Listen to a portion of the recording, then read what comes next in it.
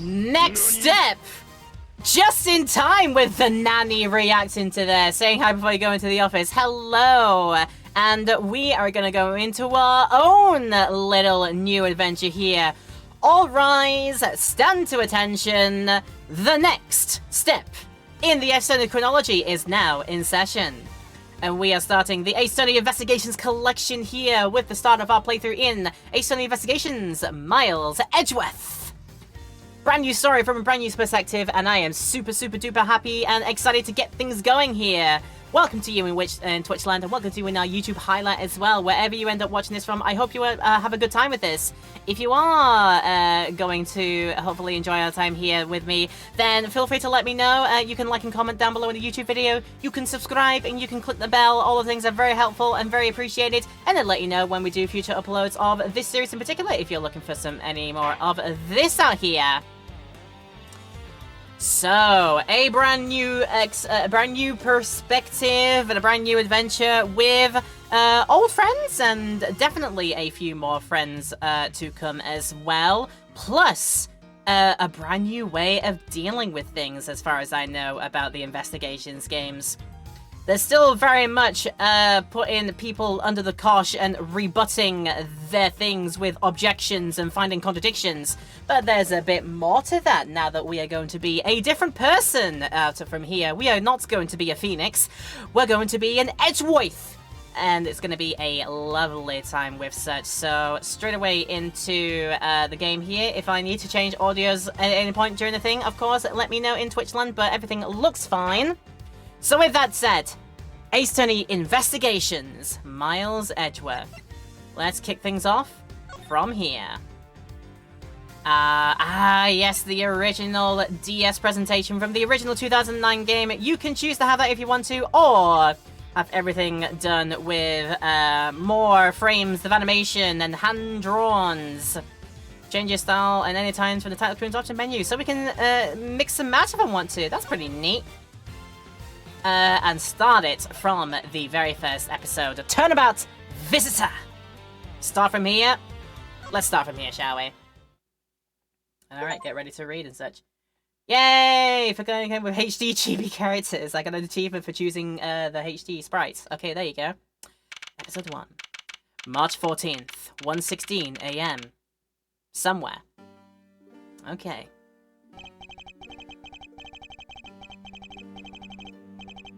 To make sure the defendant is found guilty, what other choice do I have? That's the job of a prosecutor, after all. That may be true, but why? Why go this far? Sorry, maybe I wasn't clear enough, but a guilty verdict is all that matters to me. No matter what the cost.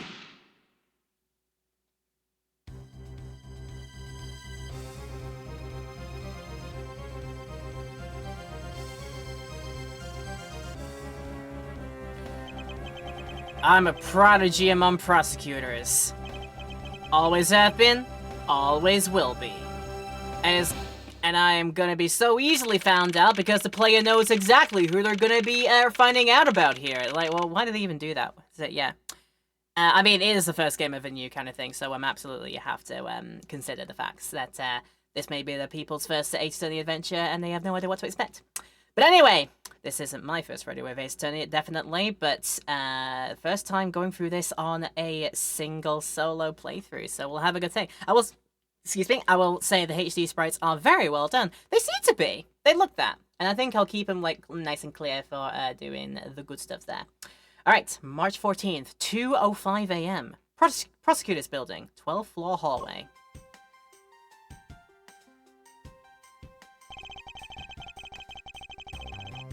Well, it's hard to believe that I've been away from my office for a whole month. I hope Detective Gumshoe has been keeping an eye on my office. And keeping it clean. The door is unlocked. Detective Gumshoe? What's this smell? It's very familiar. Blood?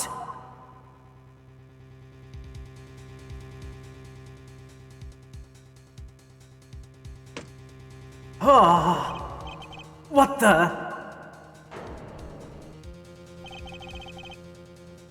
What's the meaning of this? Freeze.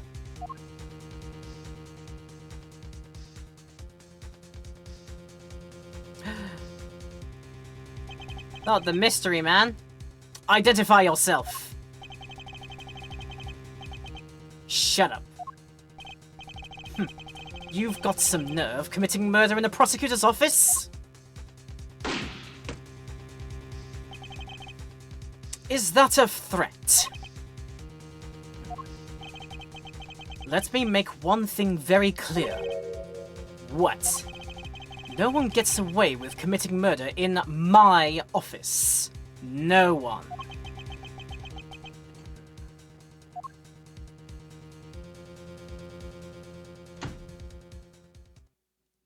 Edgeworth kinda badass though. Hey, man. My name is Miles Edgeworth, and I work as a prosecutor in my local district. Little did I know that upon my return home after a month abroad of effing off to Europe or something, I would be thrusted into a multitude of cases, and some very frantic and busy days. And it kicks off immediately that we see. Okay, let's see what we recognize, like, from all the other games there. It's a Steel Samurai little doll there. That's really cool. I've seen him wear his, Greenhorn rookie prosecutor's garb over there. That's the thing that got shot down from the wall. There's also the award thing that he was given during the Rise from the Ashes case that he's kept a hold of, surprisingly, if it's all broken. And his tea set at the back is all broken. Oh no, not like this! But alright then. The busy days start now, right now. Straight away. We love our Edgy Poo. Edgy Poo is a good boy. March 14th, 2:56 AM. High Prosecutor's Office, room 1202. I finished photographing the victim's body, sir! Very well. Please continue your investigation. Yes, sir!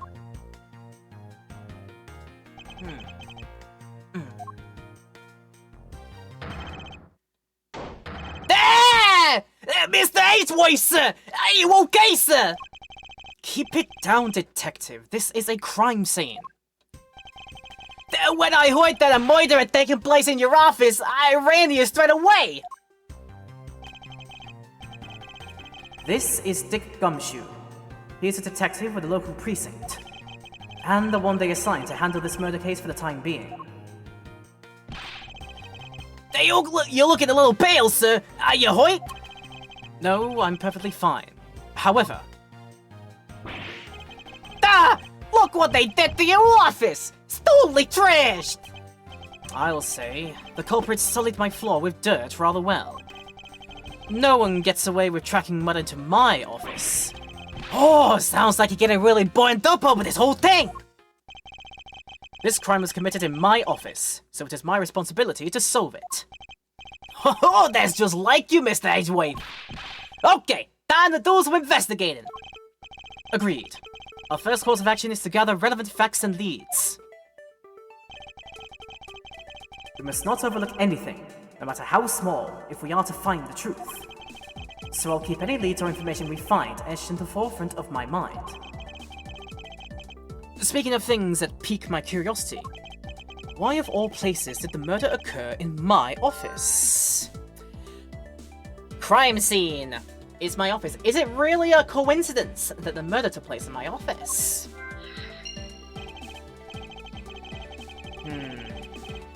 I get the nagging feeling that there is something important to keep in mind. Yeah, I was wondering that myself, sir. I mean, you can't really say it's just a coincidence, can you? No, not really. Especially because of this. The key to your office? The office key. For security reasons, this office door has a lock built into it. Doy! An office that doesn't lock is a, I don't know what to say about that. I gotta do stuff a little bit better at High Prosecutor's Office. What do you mean, sir? If you think about it carefully and use logic, it should become clear to you. Logic? Do you eat that? By finding the connection between two pieces of information and connecting them, new information is born. That is the end result of using logic. So how do you use it? First, I recall the information we've gathered with ub, and then I connect them together with I. Now, to use ub and recall the facts. Let's press ub! Alright, how things work here. You gather thoughts together and about things you see about the world and things you are ponder, and you put them together to make new things form. So, is it really a coincidence that the murder took place in my office? Somebody forced their way in with a key to a locked office. How did they come across the key?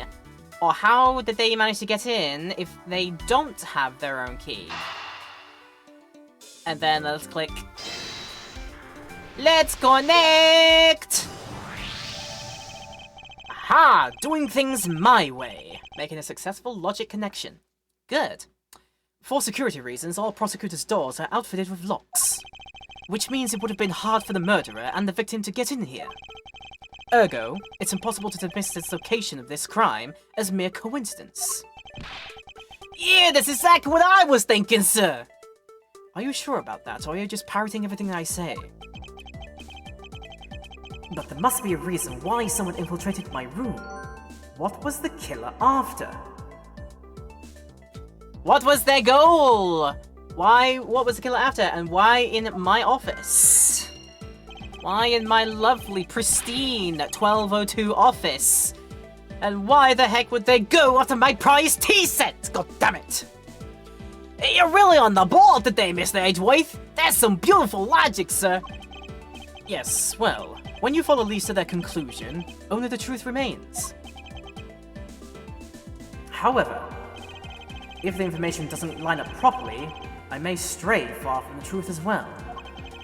But if I think carefully before piecing leads together, the logic should flow. Logic must flow. It's like how Arrakis has the spice mines, Japanifornia has the logic mines, and logic must flow. Well, let's get started with our investigation, shall we? Yes, sir! Begin investigation!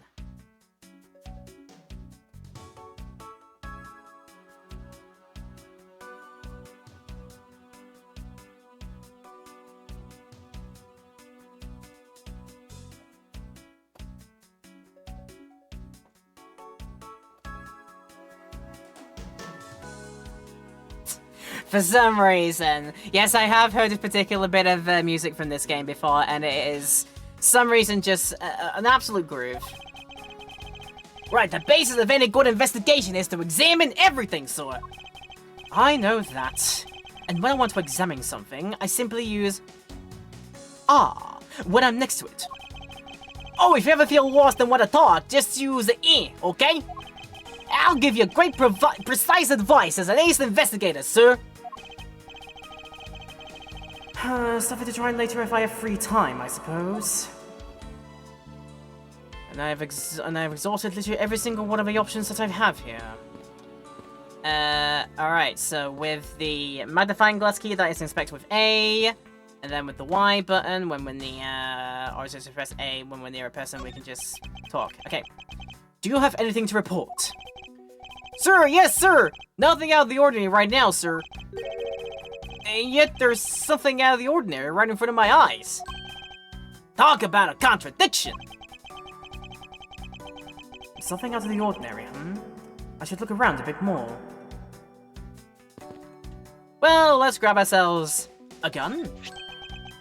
What have we here? Could this perhaps be the murder weapon? If so, it would mean that the killer made their escape after disposing of their gun here. I think I've seen one of these before! Care to enlighten me as to where? Oh, I know! Was issued the exact same model! I think. Detective? I don't really like guns all that much. I mean, they're really dangerous. But now that I think about it, you don't see this model around the precinct a lot, sir. I don't use mine much, except in emergencies, so that's why I didn't recognize it.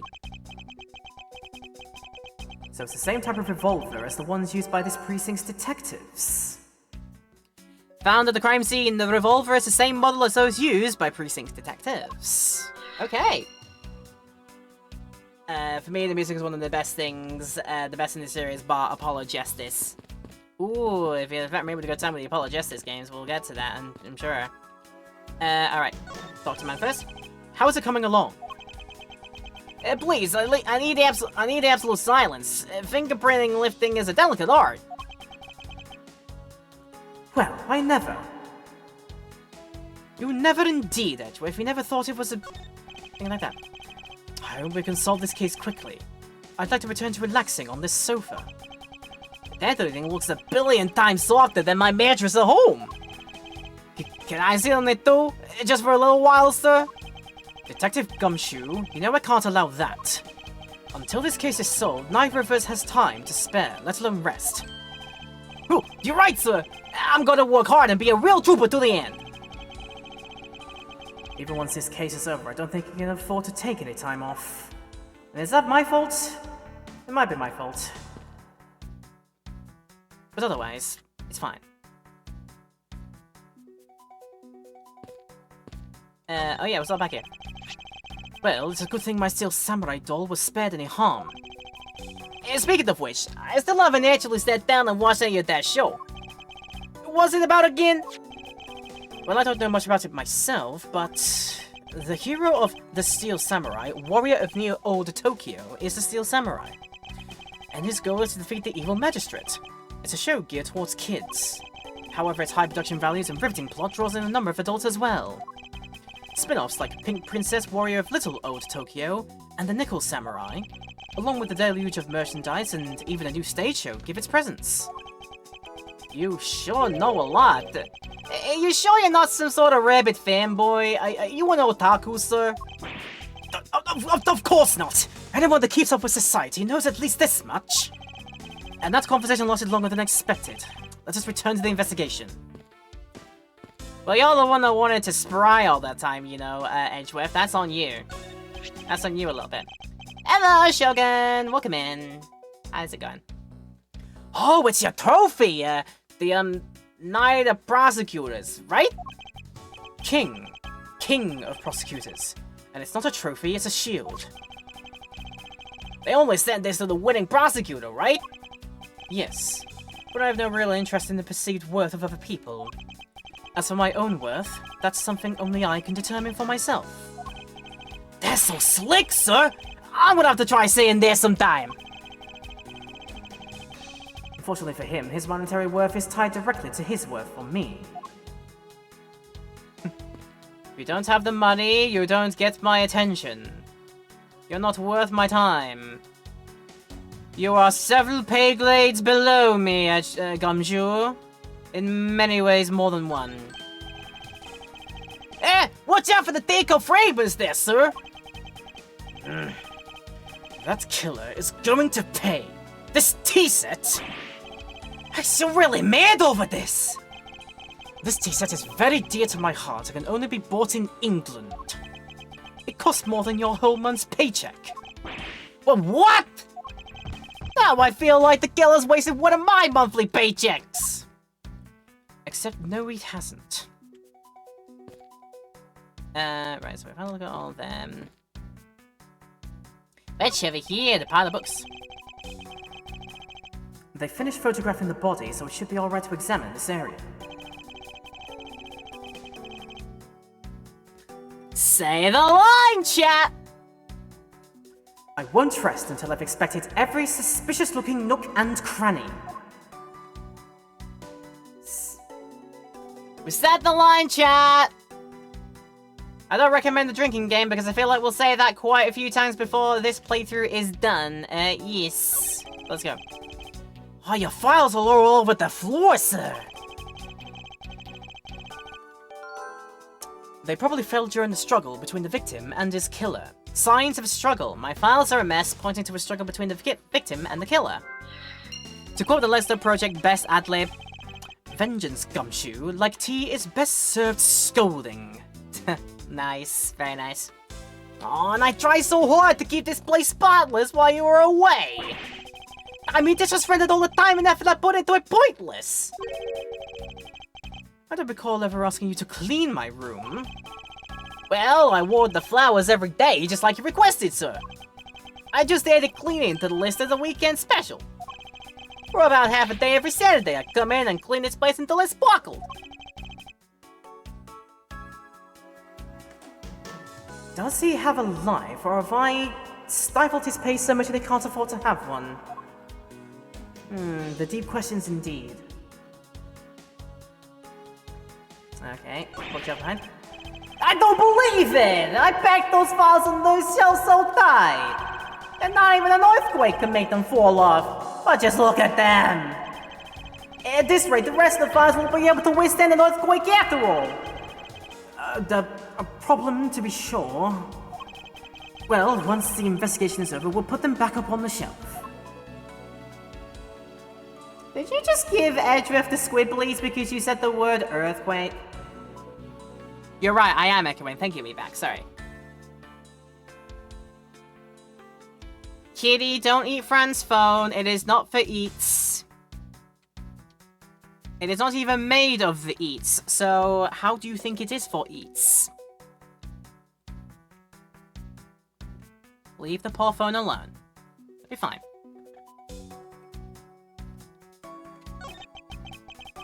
Oh, what do we have here?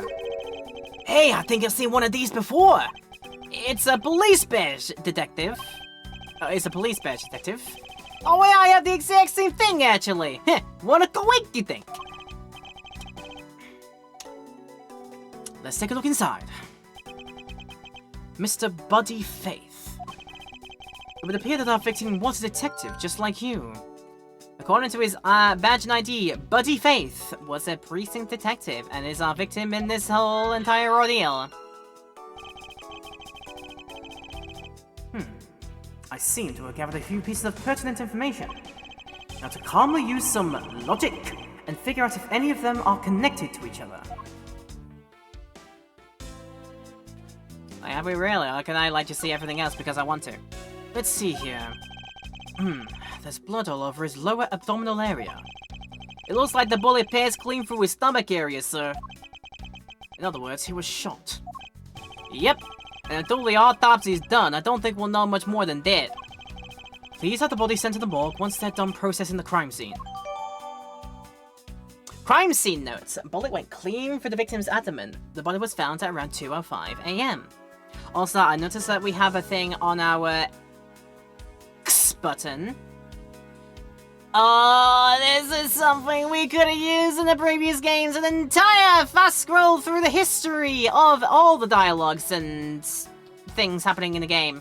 So if we miss anything important, we can scroll back a while and read it all back again. It'd be great. Yeah. Are you gonna be okay with keeping track of all the evidence we find, sir? Of course. This is the safest way I know to keep track of it all. Alright, if you say so. In my mind palace. I keep all the evidence I find either in or with my organizer. When I want to re-examine a piece, I have but to press herb to open my organizer. But the organizer isn't only for evidence. I keep people's profiles on hand in it too. It's probably a good idea to make a habit of checking the facts often. Check them often, which we'll do now. So we can go to our evidence. Your prosecutor's badge that you can just show to people because lol. And then we have the profiles of the buddy. And for the gumshoe, yeah, I do see the sort of like the redraw there too, which is really nice.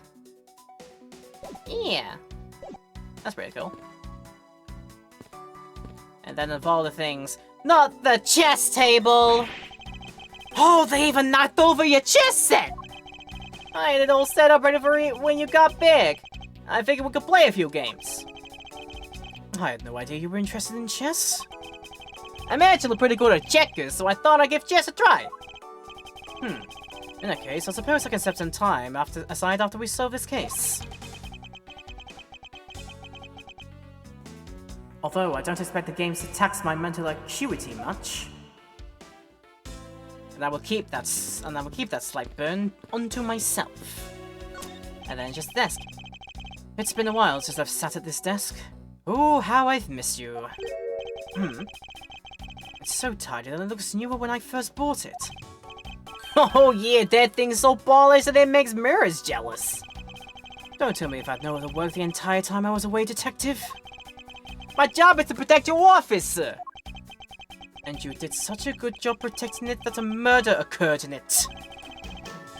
Oh, that's harsh, sir. But I have to admit the desk has never looked better, so I guess I can't dock his pay this time.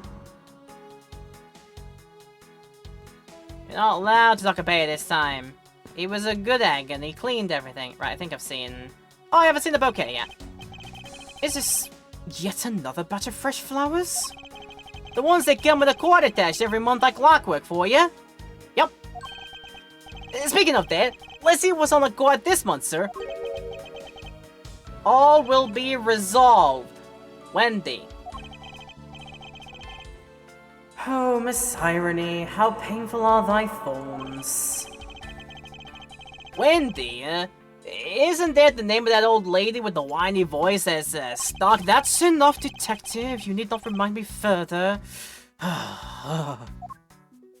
Don't remind anybody about the old bag. Don't ever do that. Alright. Okay, the only thing left to do is... You caught, sir? That we can present onto and get new information about everything. Yes. Alright, notice anything? Is there anything you noticed that you'd like to share, Detective Gumshoe? Just that I rushed over here as soon as I heard there was a murder in your office, sir. The investigation's just gotten started, so I guess there's not much else to say. So, were you the one that found the body, Mr. Edgeworth? Unfortunately, upon my return, I found my office door to be unlocked. And what awaited me inside was this whole messy affair. Oh, that's rough. Even though I left the security of this room to a certain detective. Sorry, sir.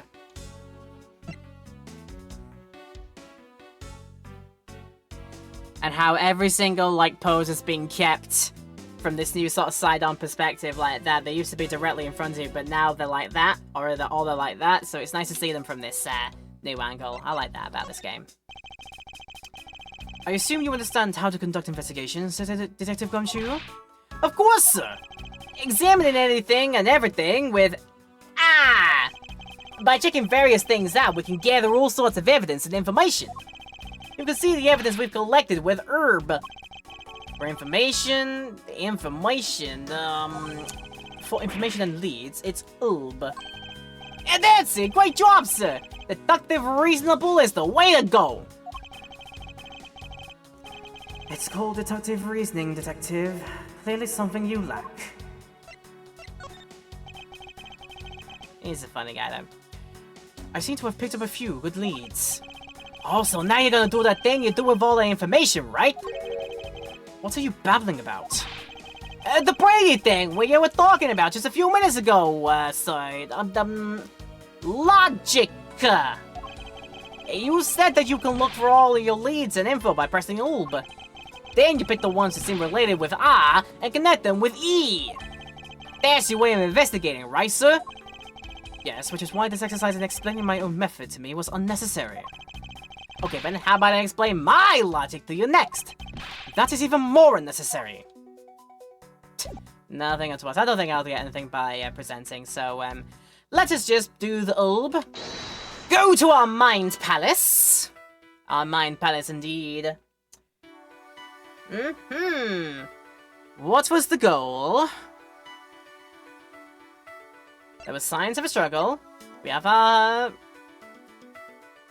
The revolver was found, the victim was a detective. So he either had his own one behind, or... Is this potentially the victim's gun? Boom! The revolver, the standard model used by detectives, would have belonged to our recently departed. Detective Gumshoe, could you please thoroughly check the victim's body one more time? Yes, sir! On it now, sir! Excuse me, pal. Let's see. What have we got here? Mr. Edgeworth, sir! That guy's wearing a gun holster! So it appears that our killer somehow managed to take the victim's gun from him. It can be assumed that this gun is the murder weapon. It was issued to the victim. Thank you. Now let's see what else we can find out about this revolver. As I always say, you gotta look really carefully at each piece of evidence. You can use Earth to rotate an object. There's no such thing as a bad angle. Use oop and herb to zoom in and out and get to the nitty-gritty. Get to the nitty-gritty. What can we see? Whoa. Whoa. Whoa. Something about the trigger hand. To think that it's so easy to take a life with just the pull of a trigger. You know, I can't ever see myself really liking guns. Oh, but I love the ones they use at track and field meets to start races. If you take off before it's fired, everybody always ends up following your lead. To chase you down for a false start, detective. And now that you mentioned it, even when I finish voiced, I always wind up in last place. Because you're a dirty cheater, Gumshoe. Dirty cheater. Look how smooth this spins around in 3D Town, in this thing's down there. Love it. So if this was used, there must be a spent bullet cartridge in here somewhere.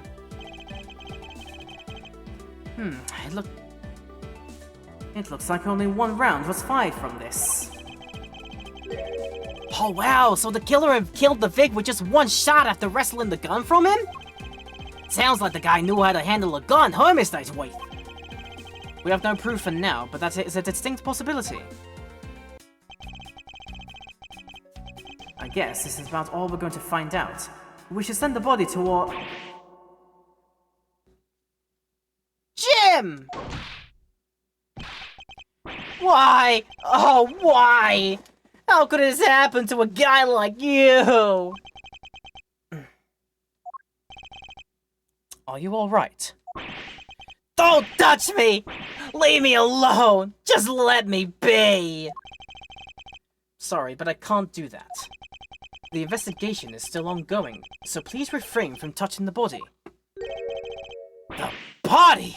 The body?! Don't talk about him like he's just some lump of flesh! Look at him! Jim looks like he'll be just turned in for the night. Sure, just in a bloodstained soup pail. Oh, where are my manners? Aren't you that prosecutor? Why, yes I am. I'm Jacques Sportsman, prosecutor. Jim here is my partner in crime, Bustin. I'm Miles Edgeworth, and like you, I am also a prosecutor. Detective, get that gumshoe, sir. So, you're Miles Edgeworth. I guess this is your office. Yes, that is correct. Then it was you! You're the one who killed Jim! Hey, don't go around jumping to conclusions, pal. Just calm down, okay? I'll not! I know how things work around here. My prosecutor's office doors all have locks built into them. And only the owner of the office has a key to his or her own office door!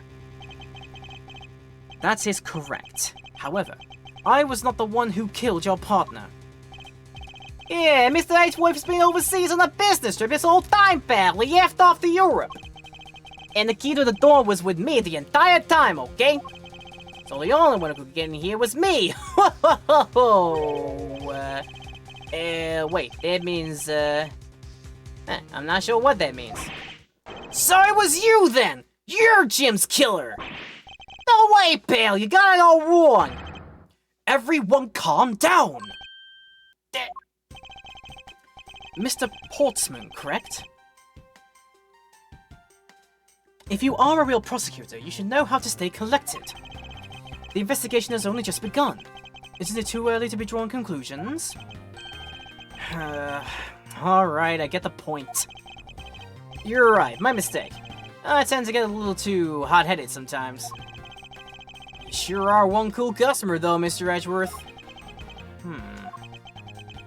I've heard all the rumors about you. You're the great genius prosecutor. You're something of a legend, you know. Anyway, let's call a truce and work together, okay? Now, how about a handshake to seal the deal? A pleasure to work with you. So you guys were conducting your investigation, right? Sorry for barging in like that. Carry on then. It's your room after all. Thank you, I intend to. I just want a little more time to say goodbye to Jim. You there! Sir!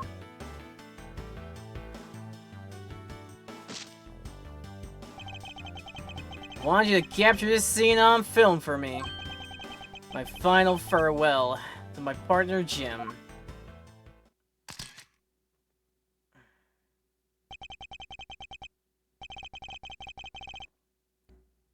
Well, I should probably give them some space.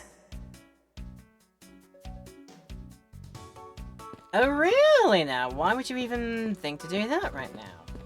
Okay, then. But I have seen... I can get behind this now. Ah! Your jacket, sir!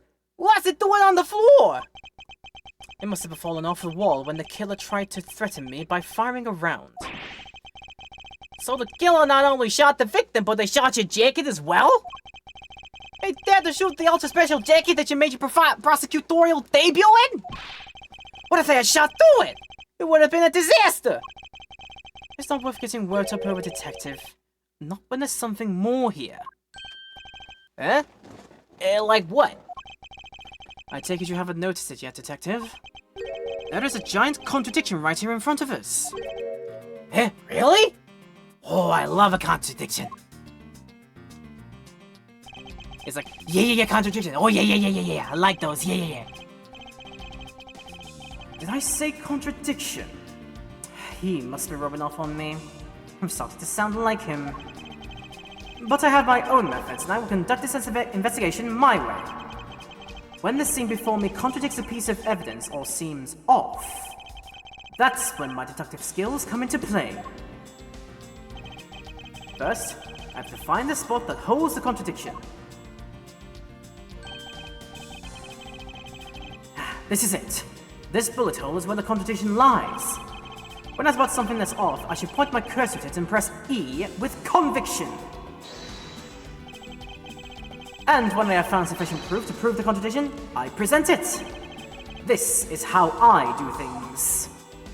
Not he, not anyone. So, there's one bullet that made it through the victim. There's one bullet hole in the frame. So that was total 2 shots, but if it's only one gun that only has 1 shot in it, that math don't add up, I don't think. Eureka! This bullet hole is the contradiction. What do you mean, sir? It's elementary. 2 shots were fired in this room. The first felled the victim.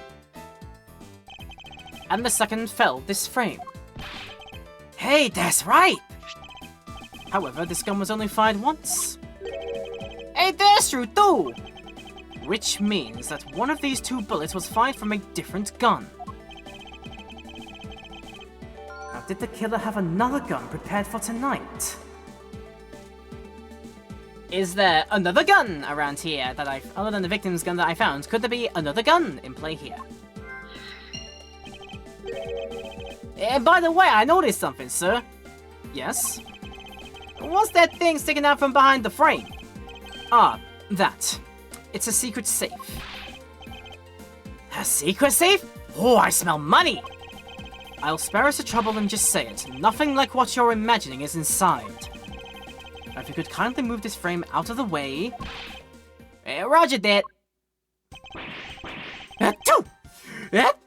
Oh, talk about dusting. I suppose that's what happens when I'm not here to dust it once in a while. I had no idea there was a safe here, or I'd have kept it clean for you, sir. So when did you put this thing in? It wasn't something I had installed personally. Every prosecutor's office has one. Oh, really? I had no idea. That's the point, my man. Only prosecutors are supposed to have knowledge of their existence. So, what's inside, Mr. Edgeworth? Right now, nothing. We only use them to store especially important evidence when a trial is in session. What, that's it? Talk about squashing my hopes and dreams. Alright.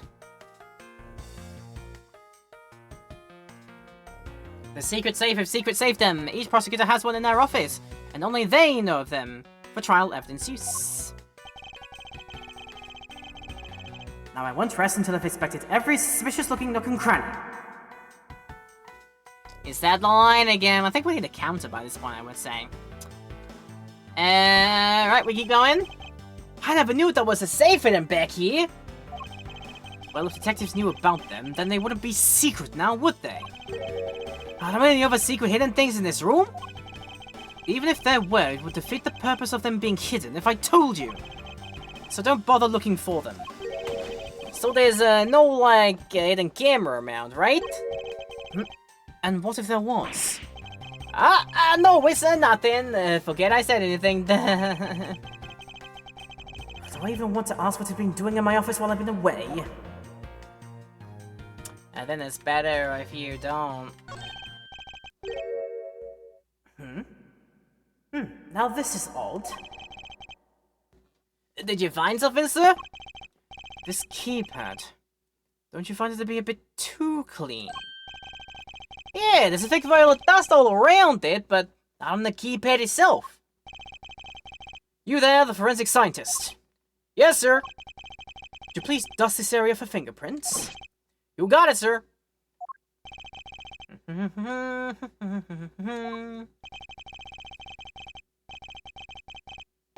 Oh, I couldn't find let alone lift a single print. Looks like it was wiped down well. All the fingerprints on this have been wiped clean off. Clean all the way. The prints were wiped. Secret safe data updated. As I thought. It appears that logic is the only way to around this setback. Time to rationally and calmly connect the dots with the information we have. And that will happen, I think, when we come back from Breakdown, because it's told me that the answer is going to start in a moment, so we should go there now! We always run hourly ad breaks here when we do these Twitch streams, particularly during our playthrough game sessions, so you don't miss anything of what we get up to. If you're going to be sticking around, hopefully you take some well-earned rest time during the break time. But if you're watching in YouTube land, there's going to be no break for us to do, so if you want to keep on watching, please feel free to keep going. But this is also a good time to pause the video if you need to and go do some self-care. But yes, logic time when we come back from our break here. So yeah, let's enjoy more of this really fun start to the video game. I like it. Right, I'll see you back here very shortly. Again, I think we're going to be enjoying the groove music here. It is nice to have you back, and we're going to do some more logic hunting with Mr. Miles Edgeworth. Hope you're enjoying the video. It's been a great start so far, and if you are enjoying it in YouTube land, of course, let us know. You can like and comment on the video, you can subscribe to the channel, and click the bell as well. Those things are very helpful and much appreciated to support the channel indeed. Right, having found some good thingamabobbies, let us see what we have noted down in our journal. We can see the picture again of the safe with the wiped number pad, so there's no prints to be lifted off from it. Right. And we also should have the profile of Jacques Portsman, a high prosecutor. It's my first time speaking with him. I have literally no idea who you are. He's like, you took everything from me! I literally have no idea who you are. Alright, it is time for logic My mind palace! Why did this happen in my office? What was the killer after? All the fingerprints on this have been wiped clean. Yes, indeed. Yes, indeed.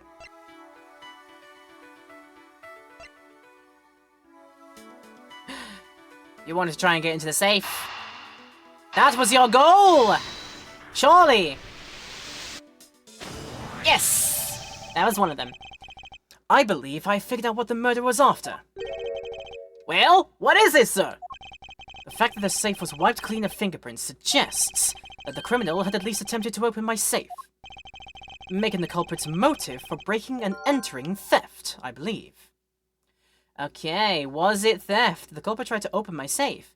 Was theft the killer's motive? Possibly.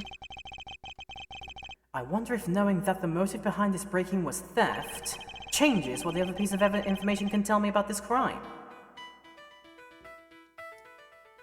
Right.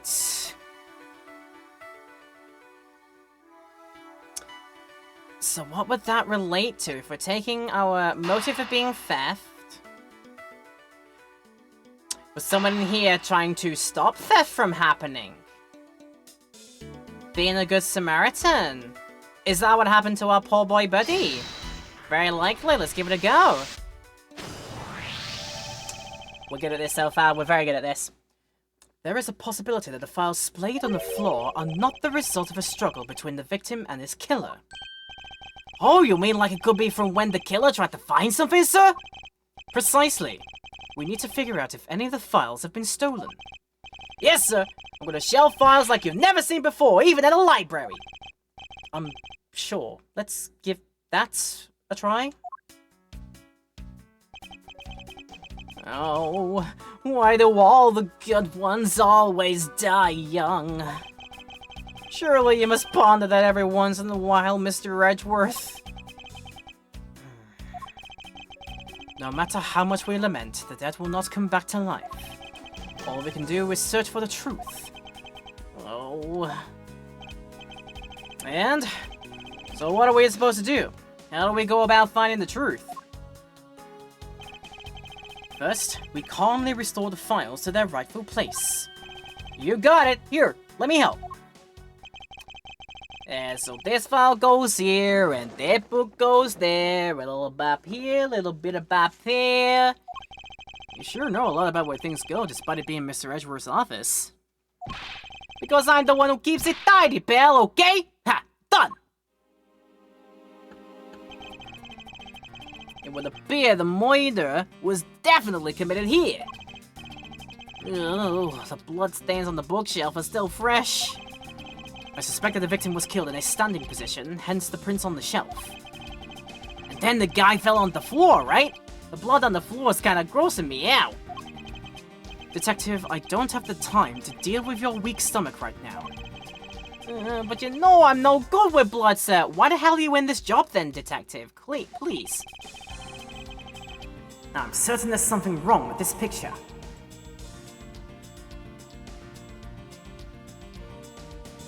Indeed, what is the matter here, I wonder? Made it to a Wednesday tennis room this time. Yes, we are doing Wednesday this week because we decided the Tuesday yesterday I didn't end up streaming. So we pushed it to today so we can do a catch-up. And it's nice to have you here, London Pippin. How is it going? Right, what's odd about what we just done? Aha! Hole. So this is where the bullet lodged itself after it went through the victim, huh? But the bullet to be lodged so squarely into a file's spine indicates that the files were ransacked after the shooting had occurred. Then I guess the victim was moved because it was in the killer's way. Ew, very likely. So what stuff is in our... I think our one shot was fired. So there's that. Runs into there. We can also go to here, into our Mind Palace. We don't have anything else there. Won't get anything out of the body and the files and such there, so... But I mean, I'll do it because it's flavor text. It appears the victim was in a sitting position here after being shot. Also, that's why they see the victim's pants has blood on it. That would be the logical conclusion. See, Edgeworth, I can do that logic too! Don't give up your day job. The victim's handprints. He must have tried to support himself with his hands here after being shot. There are prints on the floor too. Those must have been made when, unable to stay standing, he dropped to the floor. And everything is such like that. I put them all back just as they should be, sir. It doesn't look like anything's missing. Although it does look like the killer moved the body to flip through my shelves. I wonder if they found what they were looking for. You wonder indeed. And then his body himself?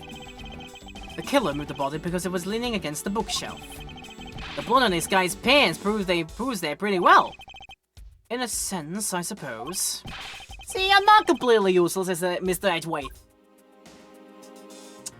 You tell yourself that fantasy every night if it makes you sleep better, Gumshoe. You can do that. But anyway, we deduce a contradiction which proves... Here's our second bullet hole, which proves... that... I would say more than 2 shots are fired then. Let's go for this. Ha!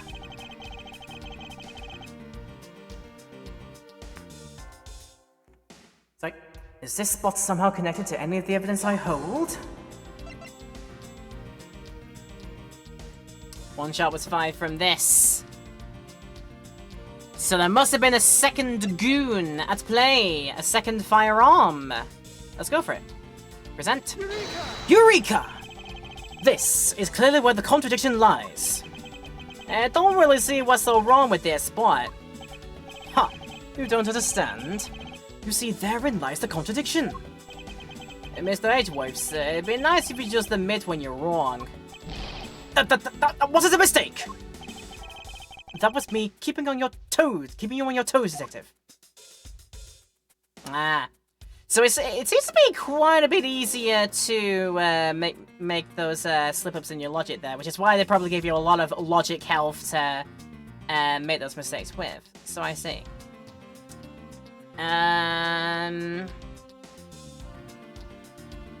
So what is it? So what is it that's wrong? That's how he was found when we went into the room.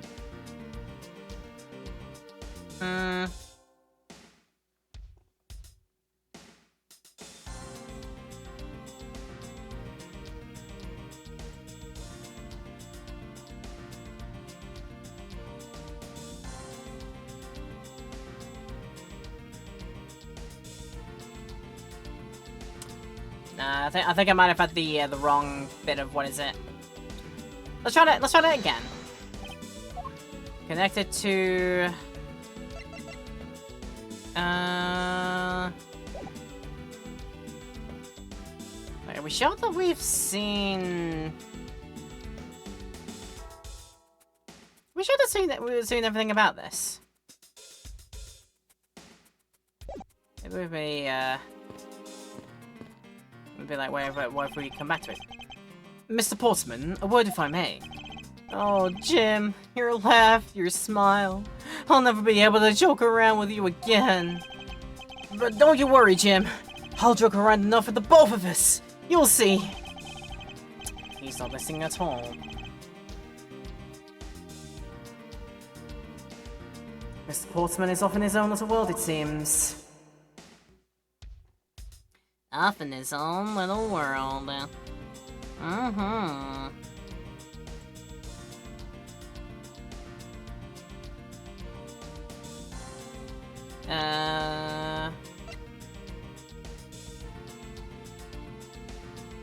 Clean through the abdomen. If it was stood up... if he was stood up in the abdomen. Okay. Right. So we can go back to check this out again. There we go. There's something wrong with this picture. Yes, there is. I just got it all wrong. Right, so go back to the bullet hole. Why is it that low if he was shot in the abdomen? Because that would suggest that it's either should have been actually shot in the leg, or the O files are in the wrong place. Somebody tried to put them back wrongly, like. Alright. Let's go back to where it is this we need to go as well. Eureka! There is clearly a contradiction here with this bullet hole. What do you mean, sir? You don't see? Quite simply, the bullet hole itself is too low.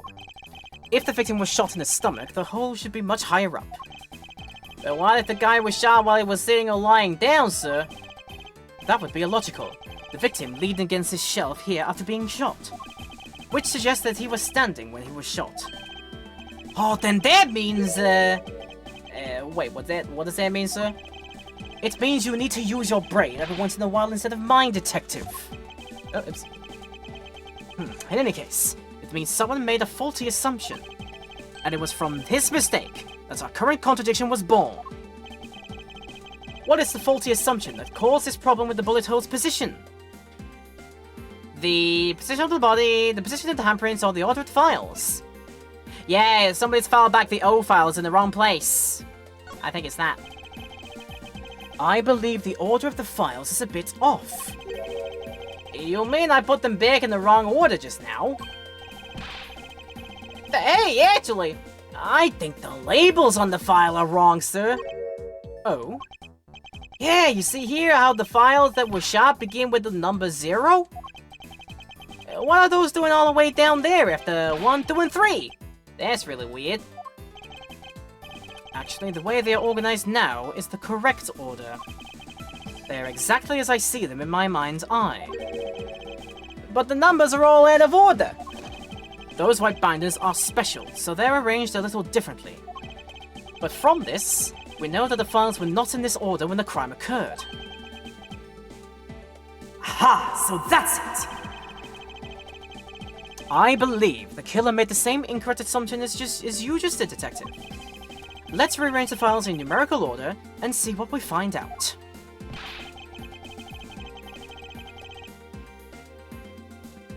Do you think it'd be okay to prop the body back out to how it was before it was moved?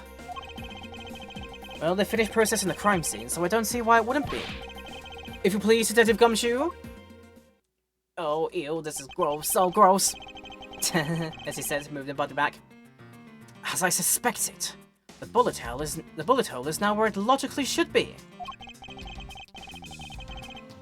The killer went through my files first before shooting Mr. Faith. And then put the files back in numerical order, I guess. Exactly. And then proceeded to shoot the victim. But why would someone kill a man and then look through your files one more time? Puzzling indeed. The files were thrown into disarray twice, once before and once after the crime. But why? The culprit rearranged my files twice, before and after the murder. Why he do that? Now, the crime scene is as it is at the time of the murder. Time to give it another look. Give it another thorough looking at. As I suspected, the bullet hole is now where it should logically be. And we figured out that the killer went through your bookshelf twice. Indeed. There are many things the killer did that don't make sense. But to figure out the whys, we need more information. These handprints belong to the victim, right? They make sense with the body position. Yes, he must have left them when he was trying to support himself after he was shot. However, the final position of the body shows that it was moved. Let's go over this crime scene with a fine-tooth comb one more time. Not literally the fine-tooth comb, because, don't you get a comb for your hair instead? There must be some reason as to why the victim's body was moved. But there is no time to ponder that now. Let's continue with our investigation, Detective. Roger this, sir. I'm raring to go. Thou art raring to go indeed. Well... Oh? H is missing. This... What is that? Why does it say Gumshoe on there in blood? It says some incredibly incriminating evidence. Yes, indicative of criminal activity indeed. Oh, wait, there's gotta be some mistake! Mr. Edgeworth, sir, help me! Come on, say something, sir! It appears that one of my files was stolen. Is that all, sir? What about me and die situation! Is this what the killer was really after? The stolen file. Oh, H. One of the files that was written in blood was stolen by the culprit. Investigation complete! Yay! I got my health back. Good.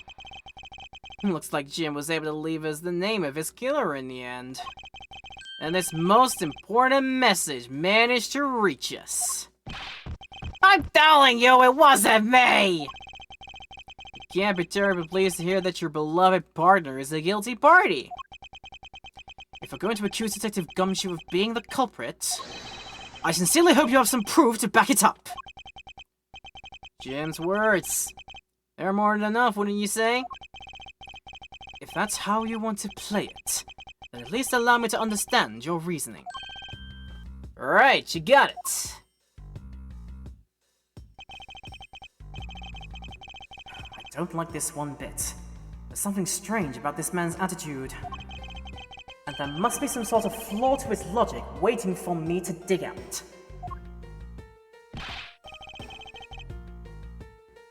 Mr. Edgeworth, what are you going to do? What I always do in court. I'm going to cross-examine him. One way or another, I'll expose the flaw in his logic with this technique. Oh, how do you do that? Can you explain to me, sir? Just in case you didn't know, why not? Alright, first I listen to the witness's testimony. If I find a flaw in the testimony, something that contradicts the evidence, I open my organizer with herb and present the piece of contradictory evidence. Now to present something, I simply use E, but that's old news. But it's not like there's gonna be a flaw in the testimony every time, right? Correct. And at those times, I need to press the witness with herb. Sometimes, by pressing, I can draw out new information and new or modified testimony. Ooh, I think I get it, sir! I'll be sure to try this technique out during investigations, too! Very well. I'll even show you how it's done. Now, watch carefully. Watch carefully, first argument! We're doing the verbal equivalent of handbags here. Yeah! Do you think they say the button names canonically as ulb and herb and e and ah? Maybe? I don't know.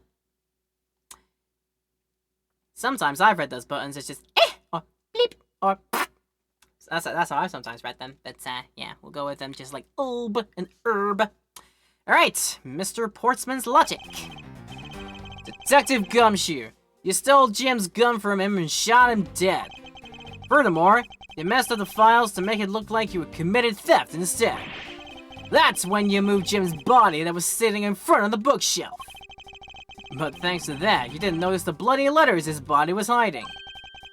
And it'll be by his final words that you will be brought to justice. You intend to argue that the victim's dying message points to his killer. I can hear Jim's voice, and he's calling for his killer's arrest. Are you sure you're not mishearing his words, Mr. Portsman? There is no way Detective Gumshoe is the culprit here. I will find the flaw in this man's logic, and expose it with credible evidence. Nah, it's funny because it said but. Alright! Alright, let's do Edgeworth's but. Mr. Portman's logic. Right, press or to present, and we have all things to do. Right, I'm gonna do what I normally did on all the previous games so far. Press everything, because it seems to make sense. Hold it! Hold it! You know, there's something I've been meaning to ask. What is it? Why do you call the victim Jim, when clearly his name is Buddy Faith? Isn't it obvious? Jim's the perfect name for my companion. Jacques and Jim. Don't those two names go together like peanut butter and jelly? But Jim isn't even close to the guy's real name. Well, Jacques and Buddy just sounds off somehow. Besides, he was a third of a bunch of guys who decided to nickname Jim. He talks about the victim like he was his pet. That shows maybe he truly did not care. Alright, you messed up the files to make it look like you committed the theft instead. Yeah, sure, right. Hold it! Hold it! Do you really think it was necessary to dishevel my shelves twice to do that? That's true. Okay then, maybe his real intent was theft.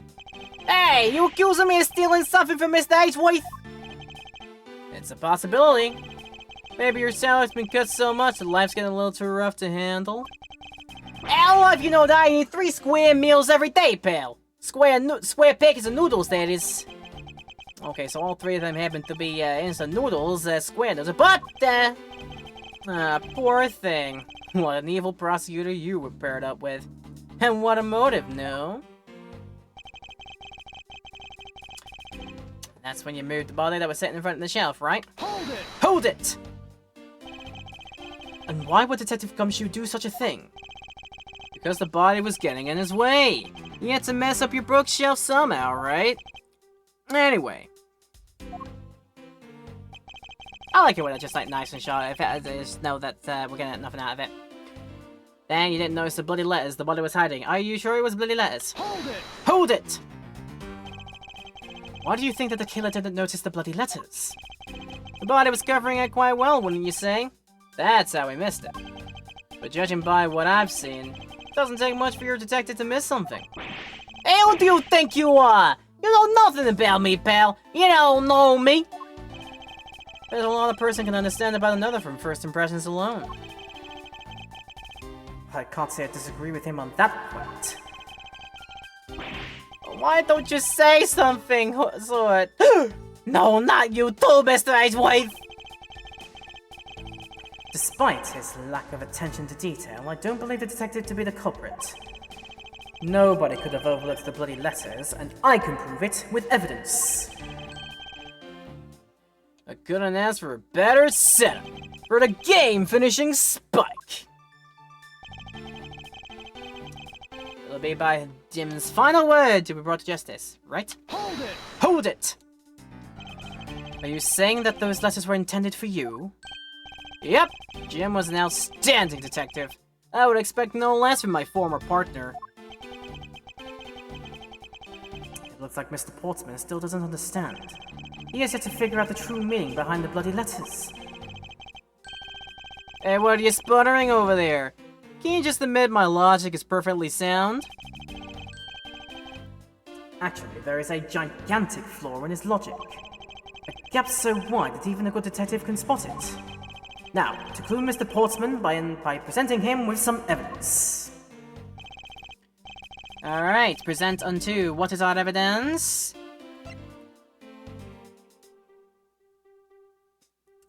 One of the files that were written upon in blood was stolen by the culprit. Yeah, how do you know it's gum?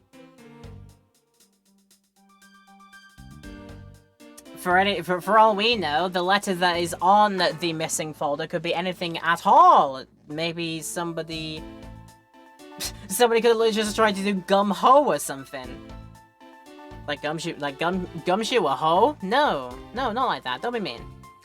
Right, so it seems to me. Make sure to do the thing of competence saving as always. There we go. It seems to me you didn't notice the bloody letters the body was hiding. Bam, bam, bam. Bam, bam, bam.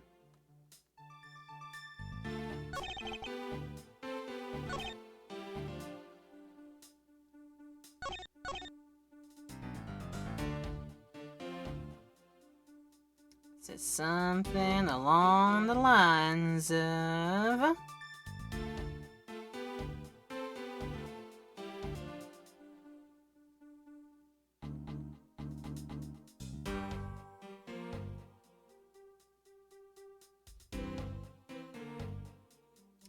Dun, dun, dun. Bam, bam, bam, bam. Didn't notice all the bloody letters the body was hiding. It's definitely this that's the wrong thing, and the thing to get in with is the fact that how do you know it was Gumshoe? Also, how do you know beforehand? That is a fabulous point. Alright, it's definitely this that's up with this, so we're gonna go with this and go... Objection!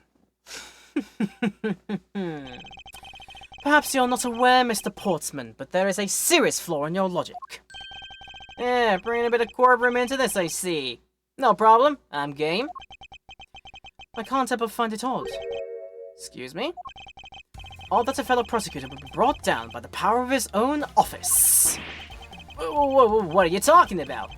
Oh, you're joking, I get it.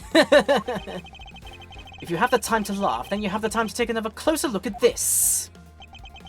Do you still not see? If not, may I direct your attention to the missing file? Well, what? That's impossible! What's impossible, Mr. Portsman? Nothing. The files on that shelf are all about a certain case. When the killer went to take the file after murdering your partner, I highly doubt they could have missed the bloody letters written on the spines. Objection! It's possible that they could have taken the file before committing the murder. I think it's pretty obvious that the file was stolen after it was written on. The missing letters in the detective's name, where the file should be, is proof. Yeah! I mean, the S is gone and there's only half an H. If Detective Gumshoe really was the culprit of his case, I highly doubt that even he could overlook his own name written in blood on the files. Especially as a detective who can't stand the sight of blood. Which means... what exactly? What does that make this dire message? It makes it the work of a criminal intent of tampering with the crime scene. That's so low! I can't believe the criminal tried to pin this whole thing on me, sir! I'm gonna get him, sir! You'll see, I'm gonna have him under arrest in no time! Well, Mr. Portsman? Oh, brilliant! Absolutely splendid! Logic deserving of Olympic gold! I appreciate the praise, but it doesn't change the fact that your reasoning is flawed. You win some and you lose some. That's how life goes. I'm glad everyone's so cheery, even though I feel more dead than alive. But you know, it really is a shame. I really didn't want to have to bring this up, however.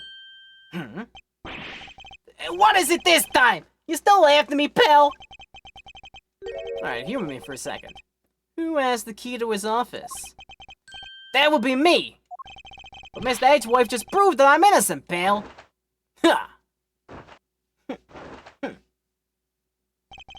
That's absolutely right! And I acknowledge your innocence. Then why do I sense that you'll still have something to say? Well, Well, I was thinking. Did you know there's one other person with the key to this office? One other person? Hey! You there! Yes, sir! What is it, sir? Would you kindly fetch and escort that lovely young lady here for me? Lady? And the girl is a member of this building's security. Think of her as a material witness. Security? Did you say security? No, stop it, Bill! Don't! But what's wrong with him all of a sudden?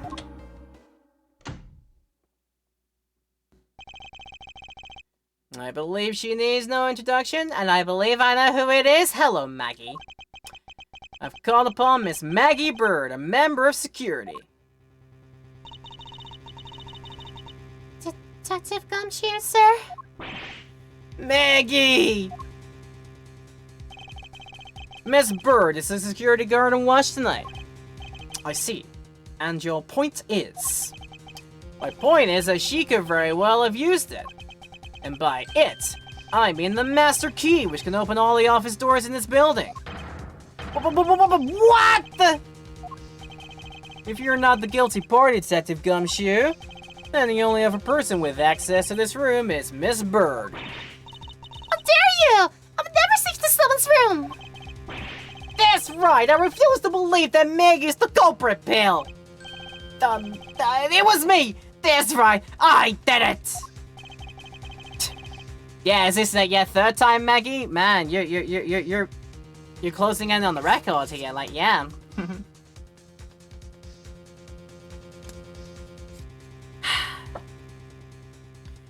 Can we take that as a confession, detective? Well, it wasn't really me, but it definitely wasn't Maggie, pal. So yeah, it was me. If it was, you'd have no problems with that, right? Please refrain from flying off the handle, detective. There's no need for such theatrics. Listen to your boss, detective. He understands what I'm saying here. That girl is the only one who could have committed the crime. And for one simple reason. Alright, we go a second time. The reason for the suspicion. Argument. Start. It's pretty obvious that Miss Bird snuck up to your room using the master key. I mean, if Detective Gumshoe isn't the one who opened the door, then that leaves only Miss Bird as our prime suspect. On top of which, she knows our good detective, doesn't she? Making it all the more probable that she was the one who faked the dying message. So, you're saying she used the master key? The master key! Like there is a master sword and a master whatever it is, the master hand. Yeah. This can open every office door. It is used by security staff. And is controlled by security staff. Incredibly incriminating evidence, wouldn't you say? That's what you claimed about the evidence earlier as well. That was then, this is now. The flow of a good match always changes during a rally. It's all about your reflexes and reaction time, especially for an athlete like me. I wonder if there was anyone else other than Miss Bird who could have used the master key. It seems that the only way to get Mr. Portsman to give me more details is to press him. It is time to actually suggest that we press this time during the next round of Edgeworth's, but the master ball with 100% catch rate. Yeah, oh dear me. Alright, snuck into the room with the master key. What's the motive? Hold it! Hold it! Are you sure Miss Bird is the only member of security who could have used the master key? There's only one person on staff at this time of night, and tonight, she's it. Isn't that right, Miss Bird? That's, true, but I wasn't able to use the master key at the time of the crime, sir! Wasn't able to? What's that supposed to mean? Yeah. Moving on. I had to get sidetracked by something unrelated. What do you mean unrelated? I want to hear what she has to say, Bill! But you can't really trust her not to tell lies. Plus, I ain't wasting time. Should I hear Miss Bird out? I think, in this case, thou must. Not so fast. I too am interested in hearing what Miss Bird has to say. Didn't I just say it'd be a waste of time? We don't need to hear her lies. I'll be the judge of that. Miss Bird, if you please. I discovered that the master key was missing at around 1 a.m., sir! What do you mean by missing? As in, it wasn't anywhere in the security booth, sir! The killer must have stolen it! Mr. Portsman, I believe this to be an important piece of testimony, don't you? Can't believe that someone like you would be taken in by such words. I'm not lying, sir! Objection! Objection!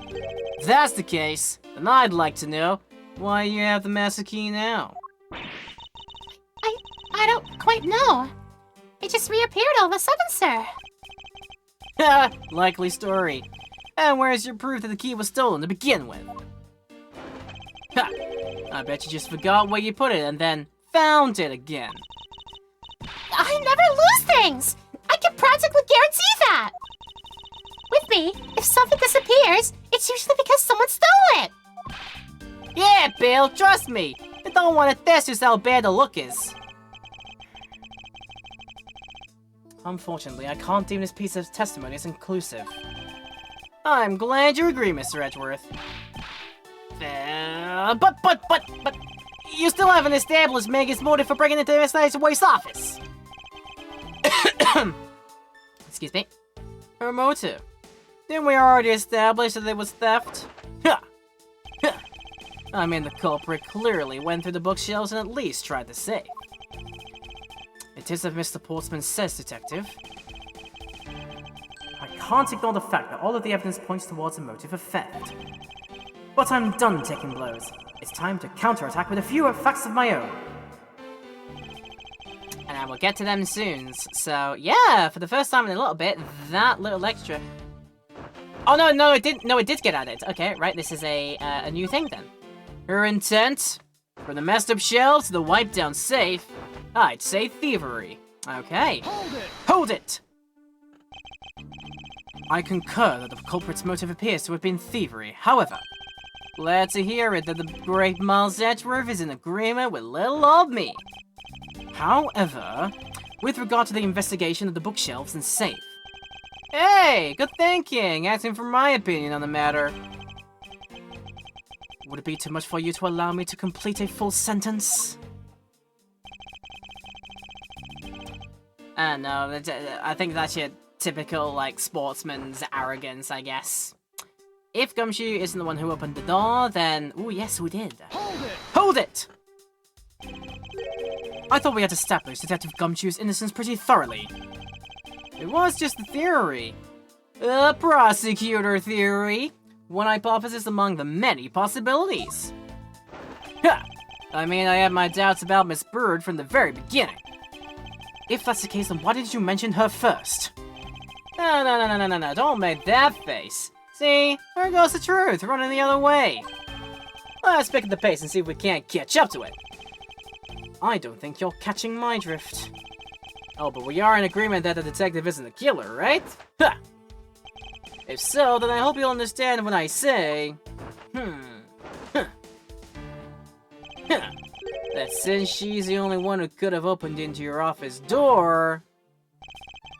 That leaves only Miss Bird as our prime suspect. You sure? Hold it! Don't you think it's a bit early to be jumping to conclusions? Are you saying there's another way to open the door other than with the master key?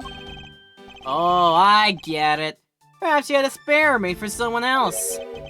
I'll have you know I never made a spare. So what are you insinuating? Nothing. Guess I should have known better than suggest that someone like you would. She also knows Gummy. Yes, she does. But what's your point? Hold it! Is there anyone in this district who hasn't at least heard of Detective Gumshoe? Good point. He's practically a celebrity among his prosecutors. Oh, really? I never knew I was so talked about, sir. We're all in our collective breath, you know. But when you screw up so badly that you're literally chased off the force. Wait, what? Is that true, Mr. Edgeworth? I can't go back out there again. Of course not. That's hogwash. Ooh, don't scare me like that. I almost had a heart attack there. It was all the more probable that she was the one who faked the dying message. Yeah? Hold it! By dying message, you meant the bloody letters that spell out Gumshoe? I figured that whoever wrote his name must have wanted to frame him. And just the act of choosing his name's proof enough that the two knew each other well. Mr. Edgeworth, what are you waiting for? Hurry up and present some evidence! I would love to, but first, we should listen a bit more and digest what he is saying. And press him for more information.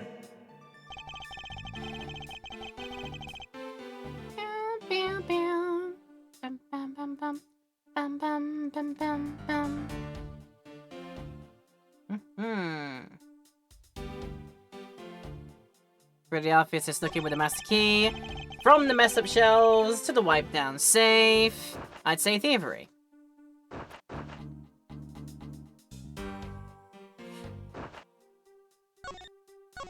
I think that's there immediately. It was said by Edgeworth himself that all of the prosecutor's saves are only known by the prosecutors and not by anybody else. How does a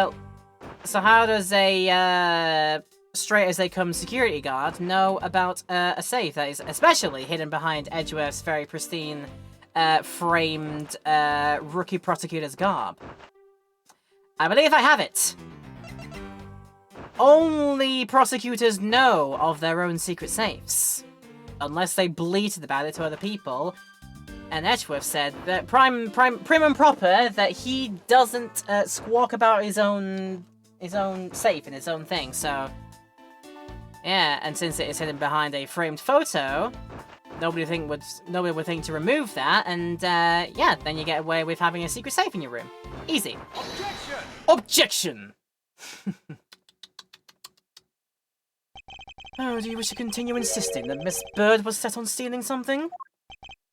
Why not? It's the truth, after all. Ha! It's also by your logic that we came to the whole theory conclusion anyway. That may be, but you must all be aware of the fact that the safe is a secret safe, the existence of which is only privy to prosecutors. I find it a little hard to believe that the hidden safe was a part of her cunning plan. But she could have found it by accident while she was turning everything else upside down. I highly doubt that. I'd say the culprit knew exactly what they were looking for. After all, only the bookshelf and the safe were targeted. Yeah, even I didn't know about that safe, pal. That means there's no way Maggie could have known about it either. Then are you proposing that the killer is a prosecutor? Interesting conclusion. That's definitely looking more probable. What's wrong, prosecutor? Do you have a different suspect in mind now? Curses! Why? What made you? Well, what's with the angry face all of a sudden? It's all my fault. What do you mean? It's Jim. He knew about the existence of the secret safes. What did you just say?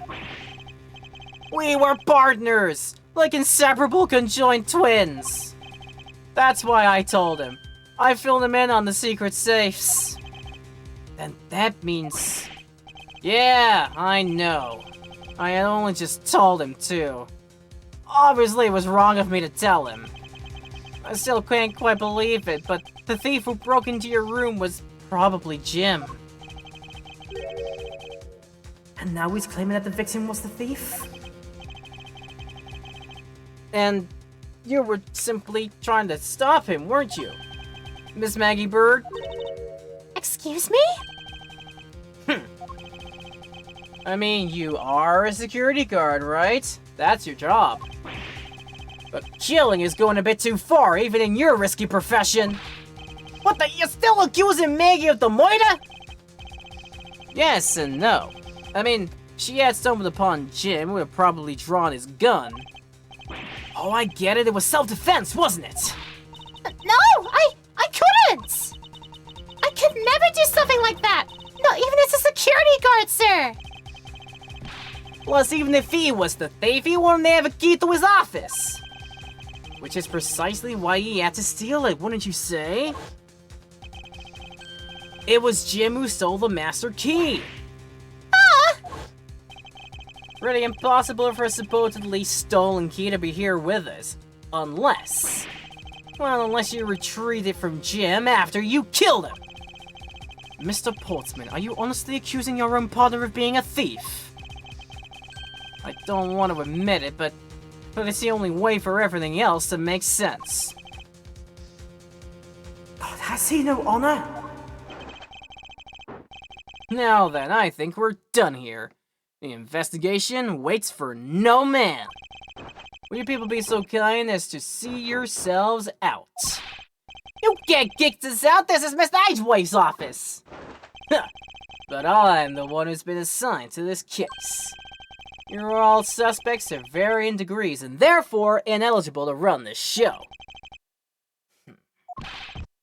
Listen, pal, how many times do I have to say this? Maggie can't be the only culprit!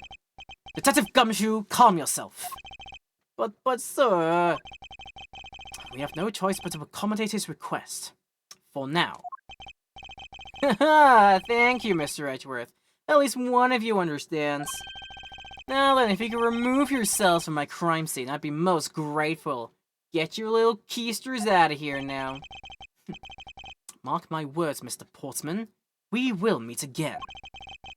If that's a formal request from a legendary prosecutor himself, then I suppose so. Now, don't disappoint me, you hear? Well. A slightly little snide size coming out there, Mr. Portsman. Careful, your ulterior ego is showing. Right, the latter part of the episode. It is said to be continued. We have time. Right the heck now! March 14th, 4:18 AM. Prosecutor's building, 12th floor hallway. What is it with that prosecutor?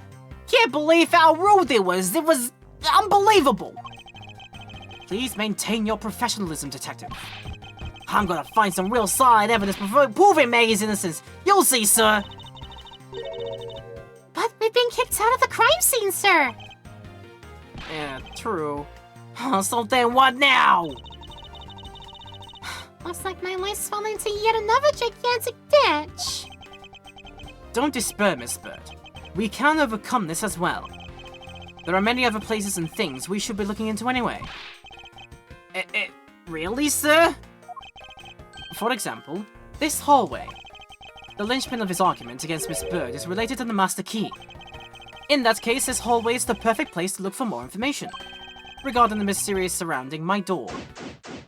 Begin investigation! It's funny because it says gay. Alright, let's see every pointless little bit now. Oh, wait.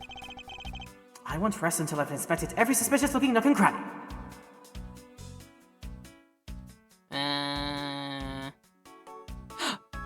Bang bang! We'll get the nice cushions first, though. A well-crafted, high-quality sofa for visitors. The stitching is excellent.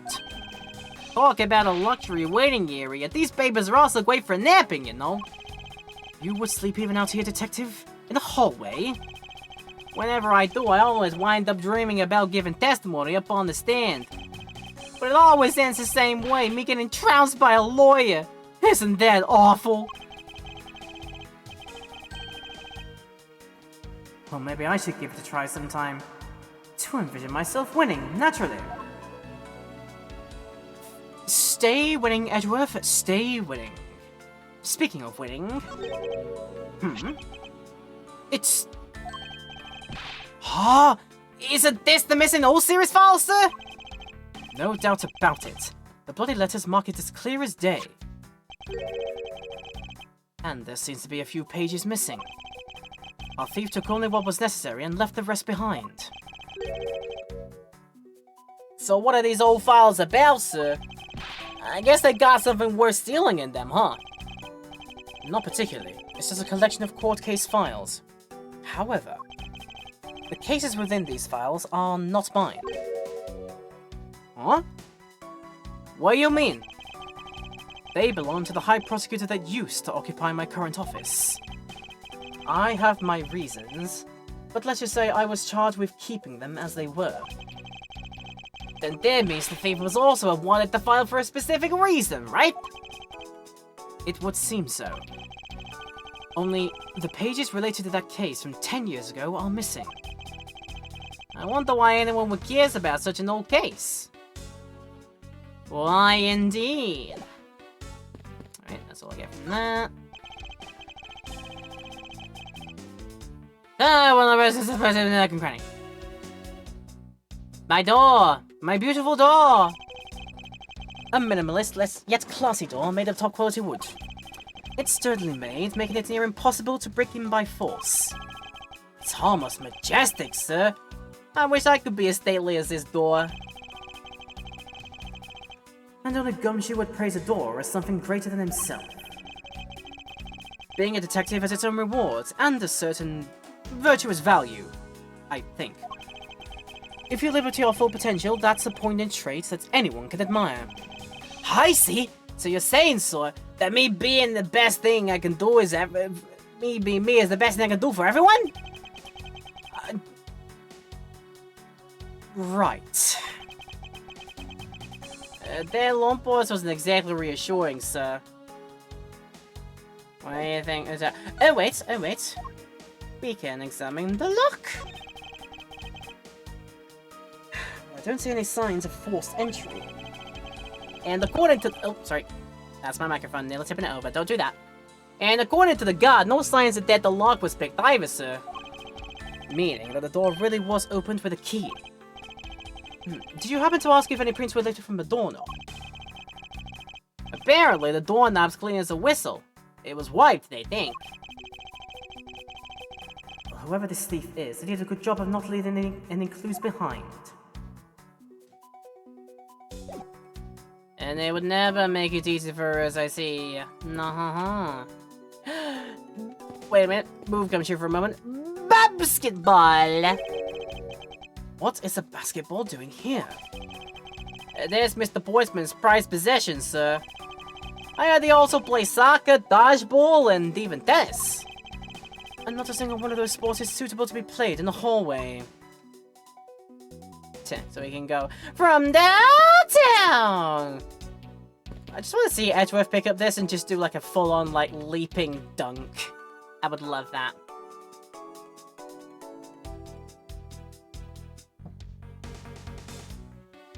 Got the pun on the name yet? Yeah, he's French because his name is Jacques. Yeah, no. It's Portsman because he's a Jacques. And if you were to pronounce the S at the end of that, he would be a sportsman, a Jacques sportsman. He's a sportsman, and whatnot. What is a basketball hoop doing here? Hey, didn't this used to be just outside next to the building a long time ago? So when and why was it moved indoors? I don't remember exactly, but I saw one of the officers drag it up here recently. Drag it? I heard they wouldn't fit in the elevator, so the poor guy had to bring it himself. All the way up to the 12th floor? You'd be surprised what they manhandle and try to do for this one. This office. 1203. 1203. Hey, Maggie, whose room is this again? It's Mr. Portsman's, sir. So, he's my new neighbor, I see. I suppose he moved in while I was away overseas? Yeah. Jock Sportsman, thinking how they could have named him Scottish. I mean, it very could used to sound like an Andy Murray sort of like Scottish kind of like accent as well. I could have done that, but nah, it's just arrogant jock. Yeah, I'm taking the jock from the you know, the American slang for a meathead sportsman, and that's how I do it. Oh, hello, First Time Chatter Ifbench. How's it going? Thanks for joining us. I hope you're doing well. We are in the midst of the latter of our first case of external investigations, and I hope you're doing well. Right, we're gonna do this. Is everything all right? Yes, sir. If you must know, I weighed myself this morning. I'm finally at 154 pounds. Congratulations, but I was asking about this hallway and this room. Oh, everything's okay, sir. A word of advice, stay focused or you may start to lose even more weight. Because I will deduct your salary and you'll be able to afford pot noodles. Take my friend here as a word of warning. If you love AA, you are in the right place. Yes, indeed, we are doing what I'm calling my chronology playthrough. The entirety of the series from the start of in-game timelines. So we've done, by far by now, we have done the Greatest Attorney Chronicles. We have done Greatest Attorney... we have done 1 and 2 of those. And we very recently wrapped up on finishing the original trilogy. The original Phoenix Wright trilogy. And we are moving on and doing some Edgeworth times now.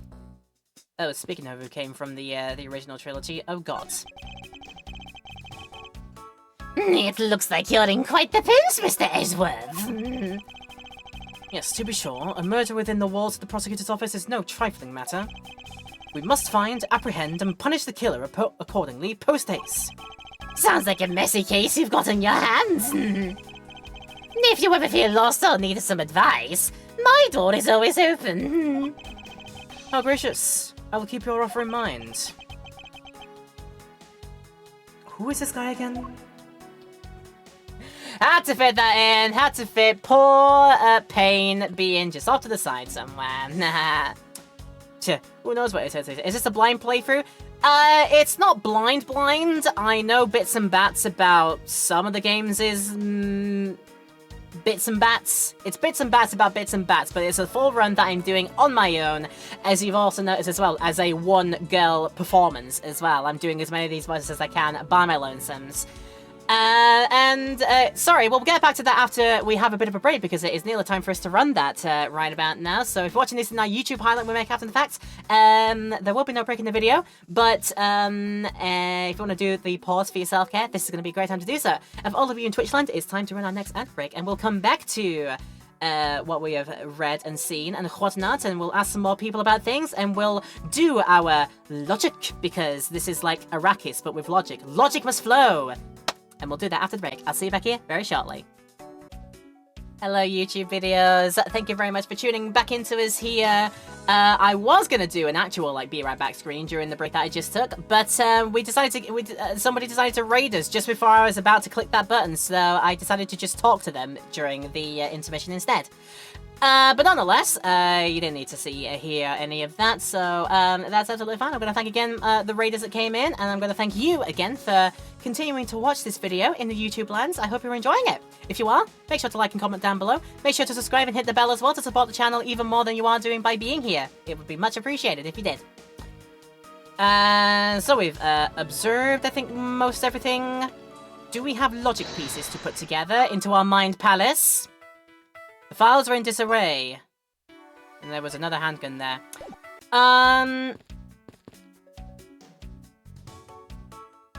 Is there still things to see here? I already checked this area earlier, but I never supposed to have another look.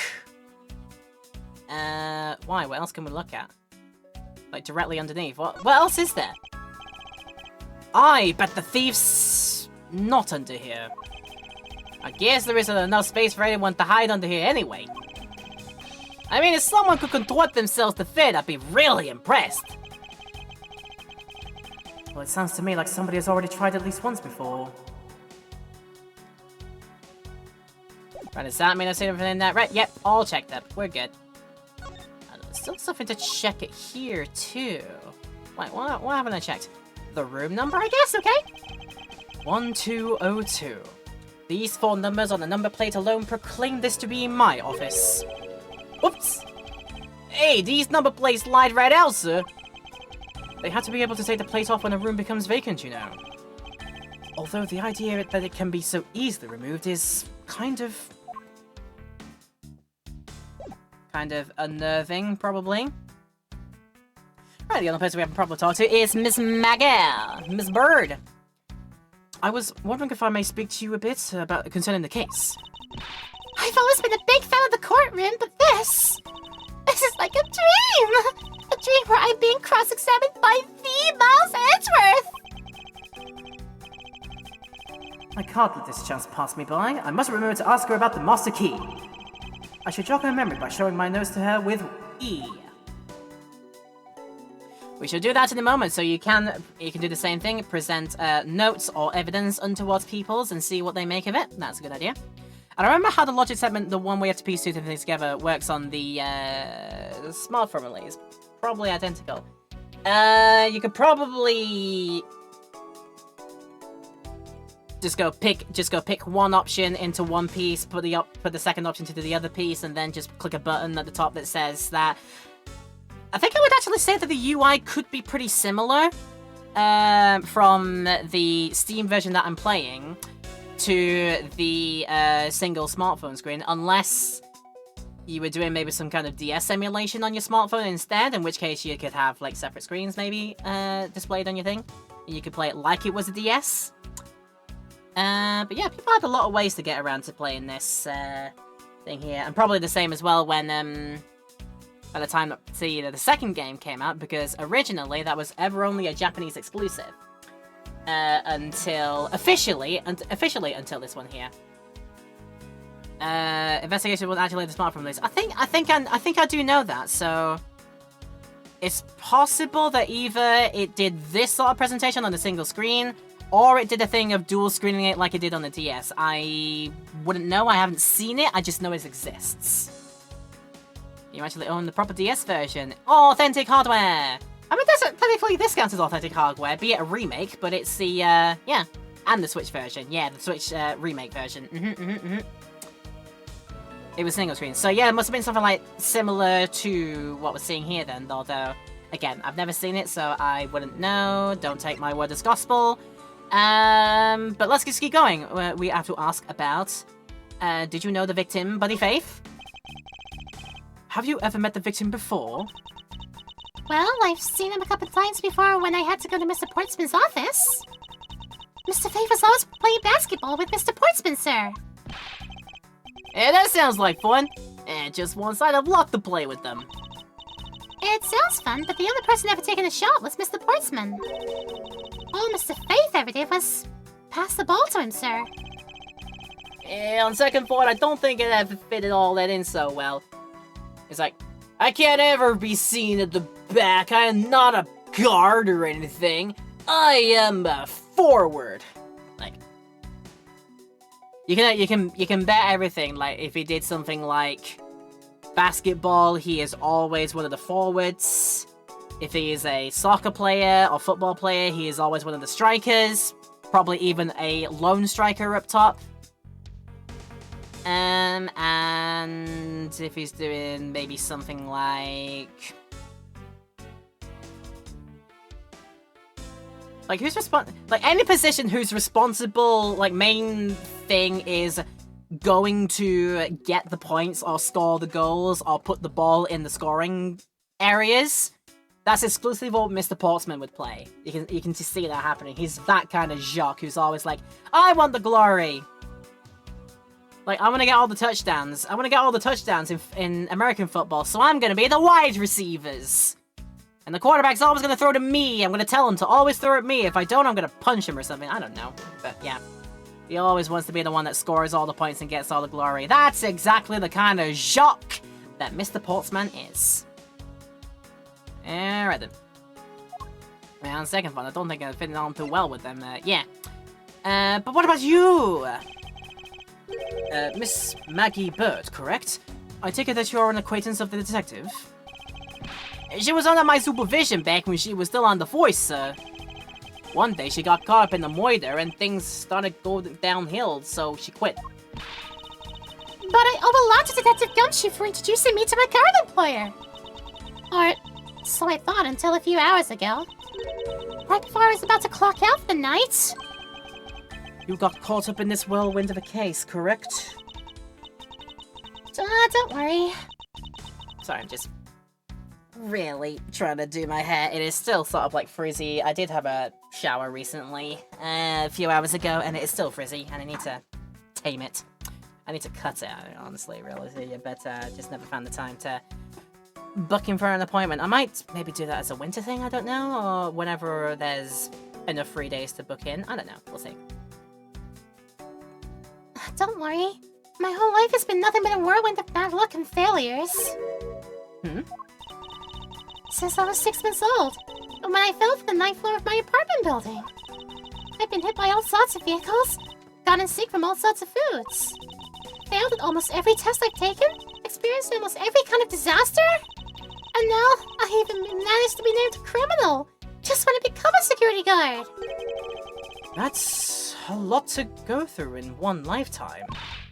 I know! And just when I thought I finally found my happiness, I wound up getting you and Detective Gumshoe involved in my bad luck. You don't need to worry about me, Miss Bird, nor do you need to worry about yourself. I will solve this case and prove your innocence. All I ask in return is your cooperation. Yes, sir, Mr. Edgeworth. You can count on me. I'll do all I can to help. You will! Okay, what is this about the Master Key? Tell me about it, please. So when did you discover that the Master Key was missing? By the time I realized it, I think it was around 1 a.m., sir. And I noticed it was back at around 2:30 a.m. It was just sitting there on the ledge where the security room's reception window is. But I'm sure that between those 2 times, it was not just gone, but stolen, sir. The master key was stolen between the hours of 1 AM and 2:30 AM.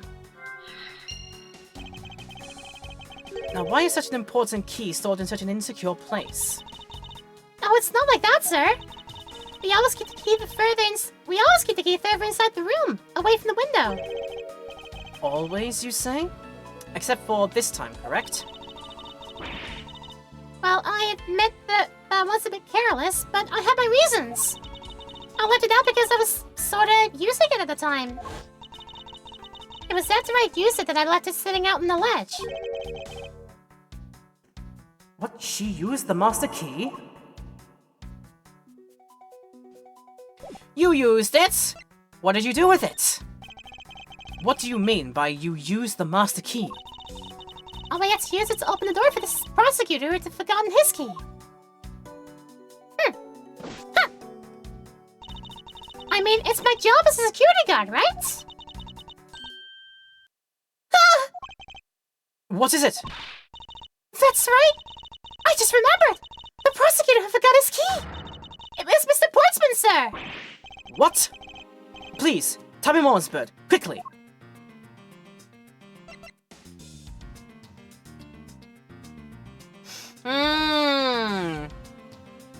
I think I'm a step ahead of the curve here. Because my theory is this. We examined that each door has a number thing that you put in, but it can be easily taken out and slided out and replaced and put back in. True guy that did the crime. In this case, we're driven to believe it was Portsman.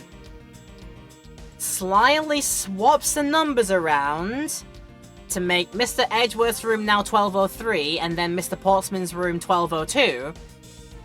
Maggie, none the wiser, is told by Portsman that he wants 1202 open, 1203 open, which is actually 1202. That's how we can get in and do shenanigans. I think I'm a step ahead of the game here. There you go, there you go. But anyway, let's keep going. Yeah, it was around 12 AM. Mr. Portsman had forgotten his office key, so he came down to security, sir. And that's when you loaned the master key to him? No way! It's against regulations to loan the master key out to anyone.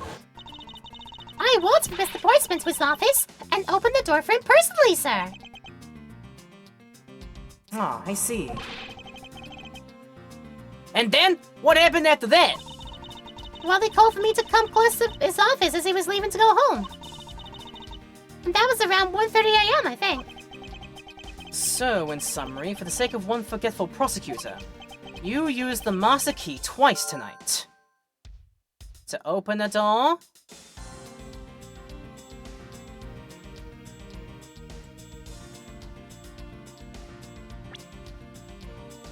to close up his office.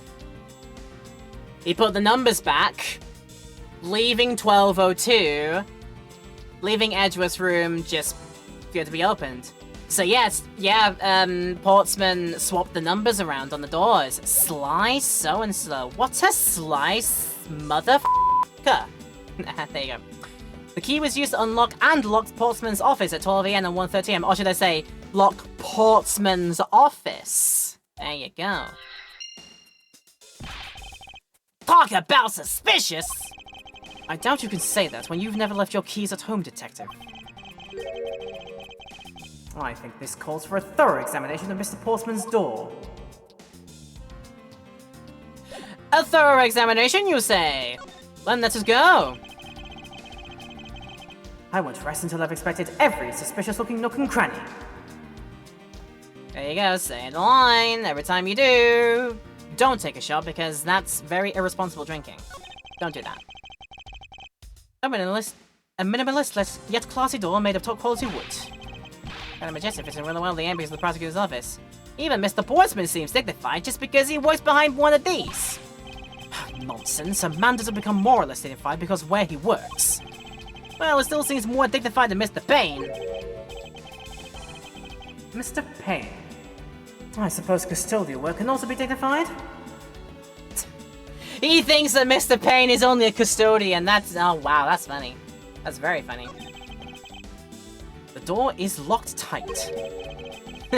Bet the old credit card trick wouldn't work here, Mr. Edgeworth. This is the office of a high prosecutor detective. These doors would be pretty ineffective if the average cat burglar could get through them. Aha! So I guess only a great cat burglar could get in. That must be who our culprit is. Might I advise you to return that conclusion to whatever pawn shop you bought it from? Get him done. Get him done in. Nothing of interest there because I very slightly by a pixel missed the hoop. It's Mr. Boisman's personal basketball hoop. I can't believe he put something like this in the hallway of a prosecutor's office. But you know, it's actually pretty useful, sir. I haven't gone lost trying to get to your office since it's been here. But how long have I had the same office and yet you still managed to get lost? There you are, right. And we can get from this, again, you can remove the label. Room 1203. I take it that this is Mr. Portsman's office? Yeah, you can't mistake it because of that basketball hoop, sir. Oh, that reminds me. Mr. Portsman had actually wanted room 1202 really badly. But since you were already occupying it, Mr. Edgeworth, we put him next door, sir. So why was Mr. Portsman so particular about getting room 1202? I'm not sure. But I bet it's because something like his birthday is, December 2nd? Yep, it's gotta be it. I can't think of another reason why. I could think of at least 3. But why am I even wasting time thinking about this? But why indeed? But why? But why?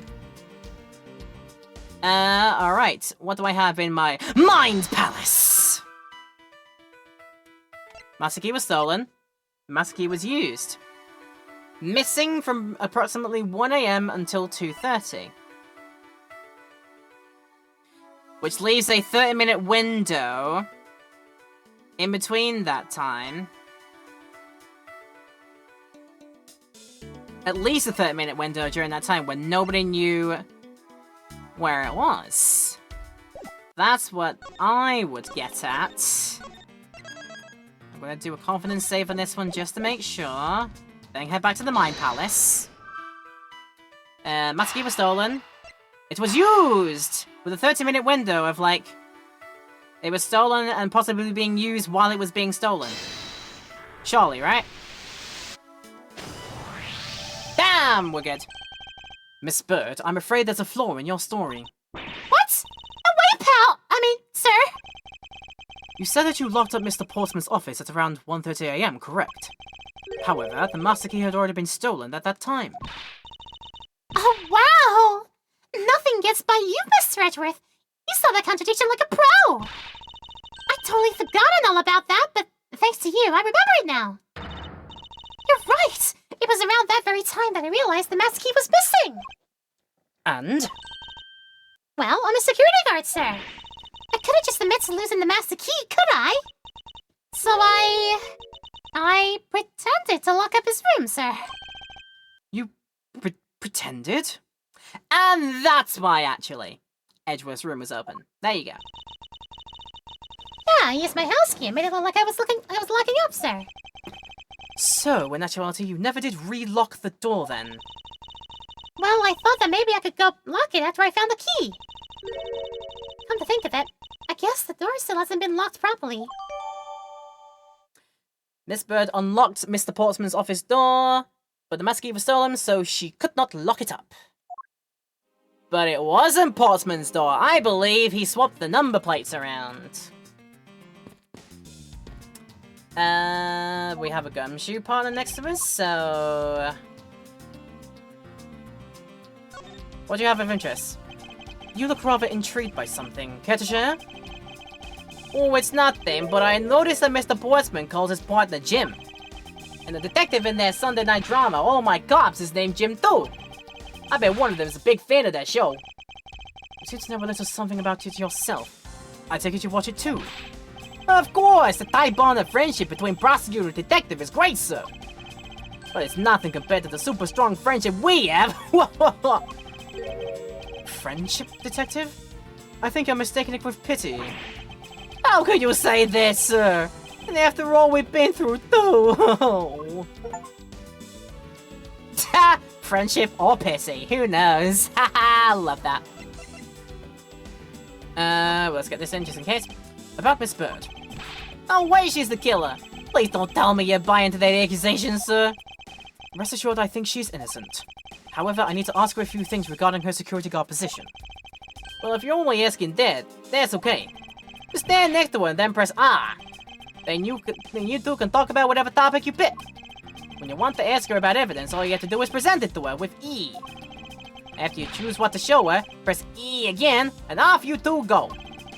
I recommend showing different people different things. You'll be surprised by what they say. Thank you for the explanation, though I don't recall asking for one. Oh, just so you know, sir, you can show me evidence in the same way too. I do believe it's time to get down to business and ask some questions of Miss Bird. And ignored again. Let's indulge your ace investigator thing. I was wondering about the investigation. Oh, I've been waiting for this! Let a real seasoned pro teach you how it's done! What, a real seasoned pro? Of instant noodle cuisine, perhaps? You know that you can always check out the really important spots in more detail, right? Yes. And if the area is too big, you can always use Earths to take a look around. Oh, but don't worry, sir. The Earth's command will only show up when you need it. I knew that as well. And when you think there's a contradiction or something unusual, try deduction. First, you lined up your cursor with a suspicious-looking area. Then press E and choose your poison, the evidence. When you sell it on a piece, you gotta present it with E again. I'm pretty sure I already knew that as well, Detective. Well, if you can remember all that, then welcome to the world of pros. I dub you Ace Investigator. Class dismissed. And all I wanted was an update about the investigation. We went a bit overboard, didn't you say? I'm just a lowly detective, so I'm not sure what I should do with that other than to arrest it. Is that the only talent you have? Oh, wait. What am I thinking? What are you thinking, of course? Let's be funny. Yeah, go ahead. Your prosecutor's badge is really tiny compared to the police badge. Oh, but it's really cool, sir. Much, much cooler than my badge could ever be. There's no need to suck up to me, Detective. Oh. There you are.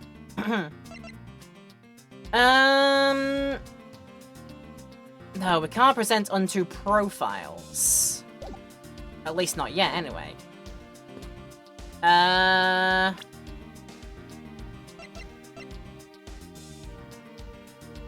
Miss Bird unlocked the door. The master key was stolen, so could not lock it back up. Let's go back to it, just in case there was something else of interest. I'm just a lowly security guard, so I'm not sure what I should do with that other than to guard it! Oh, it's like talking to another gumshoe. Only smaller and way more petite. And then it might be the point. That could be the point indeed. Didn't see this ever before? Nope. Okay. God, dead body, why the heck not? I've had to open up Mr. Parkinson's office up a few times. For the number... I can read the line. Shush. I've had to open Mr. Portsman's office for him a number of times before. I've also had the chance to see the inside of his office on a number of occasions too. He's got shelves upon shelves of sports memorabilia, trophies, and awards and that. To the point where it's almost beyond gaudy, sir. But maybe I just feel that way because I'm jealous, since I don't even have a single one. Don't say that, Maggie. I'll make a special guard in the Mother Ward just for you. Thanks for trying, but I've already got a mountain of consolation prizes, sir. They're proving just how unbelievably unlucky my life has been. Plus, getting a award from you just isn't the same as getting a real award, sir. Aww. Got done in.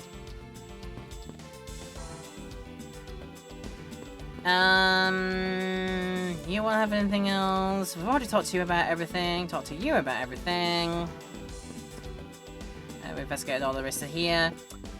Right, I guess the only other thing I have is to try and go to my mind palace and try and connect things, although I don't see how files in disarray and another handgun come to play here.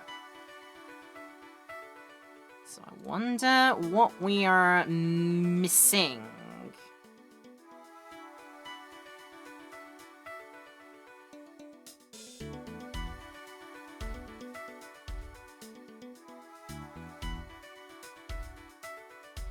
Although actually, forgetting one very crucial thing. Because we can do some deduction in.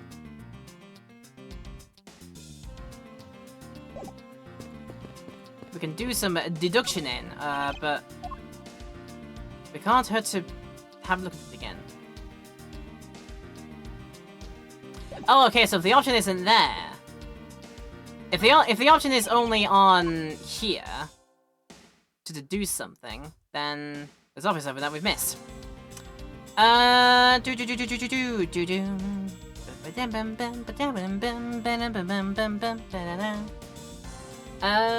If they wipe. So I wonder then, if our room's doorknob was wiped, not a single print was on it, what about the other door? Is this spot somehow connected to any of the evidence I hold?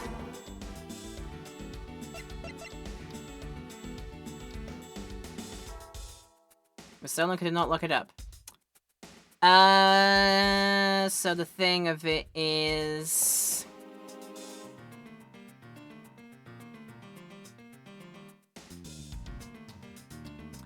Yeah, if we get the prints on this, we can have a record of who came in and out of this room, I suppose.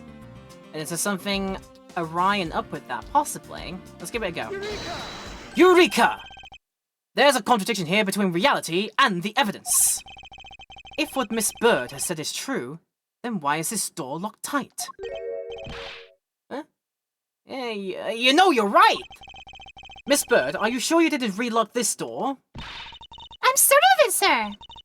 And I don't think Mr. Portsman noticed it himself, that I hadn't... Which means... what, sir? It either means that he actually does have the key to his office, or that the door Miss Bird opened wasn't this one at all, but a completely different one. She opened a different door, but how can you prove that? There is an easy way to find out. All we need to do is we need to examine these.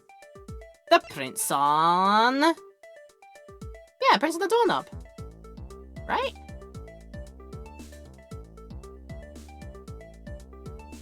Pretty sure of that. Yeah, that made more sense. The prints on the doorknob will tell us everything. Hey you, yeah you, pal! Do us a favor and see what you can lift from this, okay? Alright, so what you find out? There's no need for such belligerent nostril flaring, detective. Sir, I found only Mr. Portsman's and Mr. Faith's prints on this doorknob. So, only 2 people's prints were found on this, huh? That's pretty decisive. I'm lost, sir. Thinking logically, a certain other person's prints should be on this knob as well. Now then, whose print should also be on this doorknob? And I would say that Edgeworth should always use the full term of doorknob to try and avoid accidentally saying the word knob and have people giggle at him because he'd get all red in the face, I bet.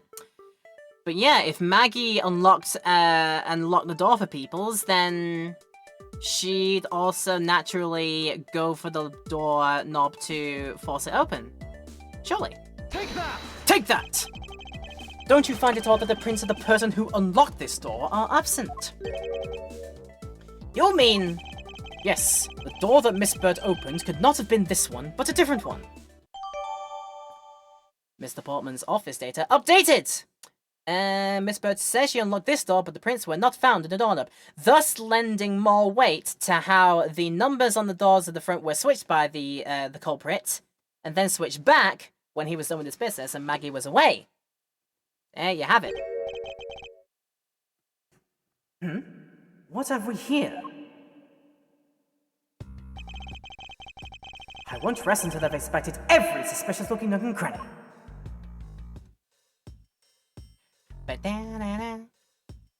But first, let's do the funny. Is this basketball property of Mr. Portsman? Yes, sir. He's always ready for a match. Basketball, soccer, dodgeball, tennis? Doesn't matter what sport it is, he's game. Although, I think it'd be a little hard to play tennis with this ball. That isn't the point you should be focusing on, Detective. You're right, sir. Now I know what you'll be focusing on. Bad, Mr. Portsman. Someone should teach him to clean up his toys after he's done playing. I think we've reached the end of this conversation. Quite naturally. Minimalist this door. Yep, going through that all.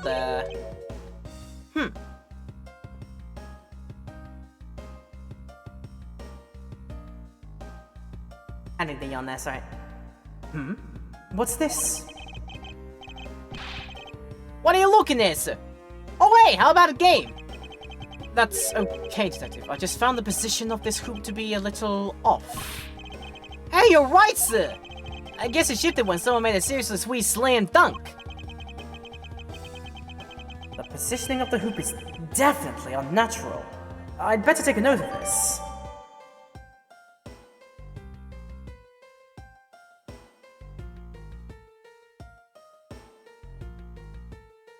I'm doing more playing with my hair than I am actually playing the game right now. This is where I find myself. Oh dear. But yeah, okay. Edgeworth thinking to put the basketball in his organizer like, well, basketball hoop. This is here now, I guess. It's sitting in front of Portsman's office. There are signs that it's been moved. Now let's get to the very important thing, which is down here. What is this? Looks like a scrap of paper. I'll get it, sir. Let's see. Oh, there's something written on it. It looks like a note from the victim. Yeah, it is from Mr. Portsman. Note left by the victim, found under the door for the absent Portsman. Investigation complete! Before we go forward, now that we have that evidence, we can do the right stick to go to the next stage. I brought the 3 pieces of evidence by, just like we talked about on the phone, but it looks like you're out. Guess I'll catch up with you later. From Buddy. Or otherwise Jim, I guess. Poking around in this hallway has actually paid off quite handsomely. Eh? How so, sir? In a variety of different ways. I think it's time we had a little chat. With the real culprit of this case. You know who the killer is? Wow, Mr. Edgeworth! As long as my logic is sound, then yes. The mastermind behind this murder is none other than Mr. Portsman. What? Mr. Portsman? I knew it! That's exactly what my logic senses were telling me too! I suspected it was him from the instant he accused Maggie of being the killer, sir! That is anything but logical. But lady and gentlemen, prepare yourselves. Don't present, please don't.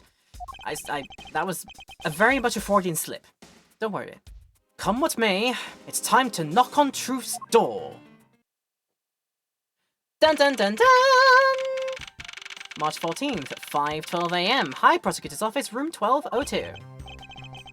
Mr. Portsman, I finished processing the bloody letters, sir. Sigma Freud says hi. Yeah, that was a great Freudian slip for me, yeah? Alright, let me take a gander at it. Pass it here. Okay, looking good. You there, take good care of this. Rah! What?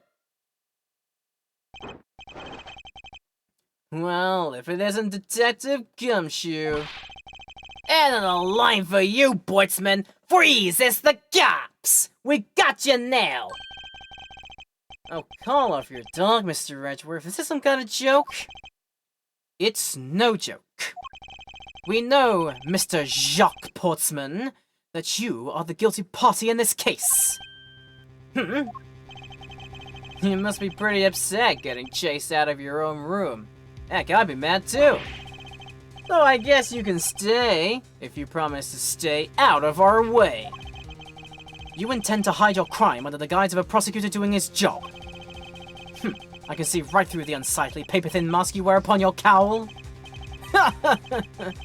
Whoever would have thought it would come to this? Actually, come to think of it, your mentor was Manfred von Karmer, right? A legendary prosecutor who never lost a single case for 40 long years. Ha!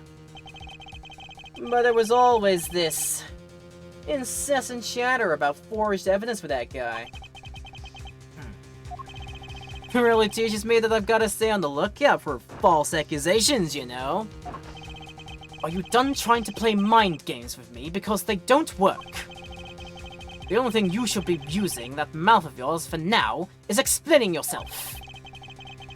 Although that too will only dig your hole deeper. Either way, your game is up. Ha! Well, are we full of ourselves? Even though you have yet to prove anything. Well, let's get on with it, and I will indeed prove things. I say get on with it. Mr. Portsman's rebuttal.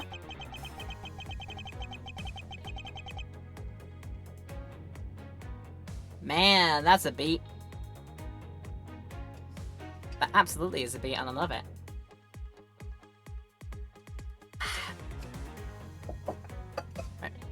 I have no idea what sort of harebrained idea you have in mind, but there's a mountain of evidence that points away from me being the culprit. Besides, how, may I ask, do you propose I unlocked your door and got in here? Look, I feel bad for doing this to you, but I got work to do, so we're done here. Nah. Sorry, but we are not finished yet. Boy, you're stubborn. I suppose you're basing your accusations on something? I'll show you what I'm basing my accusation on, with evidence. You can work on your smack talk there a little bit there, Edgeworth. I'll show you just what I'm about. I'll show you what exactly is wrong with your thing, with evidence, not just one like. I'd say you could probably even do better by just going, well, nah, well, no. Well, nuh-uh. You mean nuh-uh? Had to get that in. Alright. It's time for my butt about Mr. Portman's butt. Which is not a lot to butt against. Alright. What harebrained scheme you have in mind? I mean, I have many things in mind, but we'll go. I'll show you done hecked it with evidence. I'll show you did a little bit of a f***y-wucky with evidence. And then also with pressing, let's go. Hold it! My accusation is a harebrained idea, is it? You tell me. I'd say it is. After all. A mountain of evidence that points you away from being a culprit. Uh-huh, sure thing. Hold it! Oh? And what, pray tell, kind of evidence are we talking about here? Jem was my partner, so you can't say I had a motive for killing him. And? That's it? That's not even an anthill, let alone a mountain. But it's more than enough, wouldn't you agree? Might I recommend that you review what the word evidence means? Ha! It doesn't change the fact that the evidence doesn't point to me as the killer. Ha! How do you propose to unlock your door and got in here? We've got a master key for it. You asked Maggie to use the key, but we'll get to that. Hold it! Unfortunately, I believe I've already shown how earlier. Your speculations mean nothing, as I still insist that I could not gain access into your room. What should I do now? Should I raise an objection? I guess I must. You claim to have had no way to open my door. However, is that really the honest truth? Alright, I'll humor you. Go ahead, shoot! Very well then. I propose that you use this to open my door. You had someone get in with Master Key. We're not able to save at this point. Okay, right, so I think I've got it right. Yeah, let's say we can't do profiles either, can we? No, this game is not like Ace 2 or 3. We can't use profiles with that one. But yeah, you use the Master Key. You use Maggie Bird with the Master Key to open the door. Yeah. Take that! Take that! I believe you were able to open my office door with the Master Key, no less. Objection! Wait. Hold on for a sec. I never laid a finger on that key, as you already know. Precisely. You were able to open my door without lifting a single finger. Well, maybe you did, but only to direct. That's right. You used your finger to direct this person to open my door with the key. Maggie, take that! You had asked Miss Bird to open your own office door for you, yes? Yeah, I kinda forgot my key at home. It happens a bit too often for my taste, you know? But the room you had Miss Bird open at that time was not your own, was it?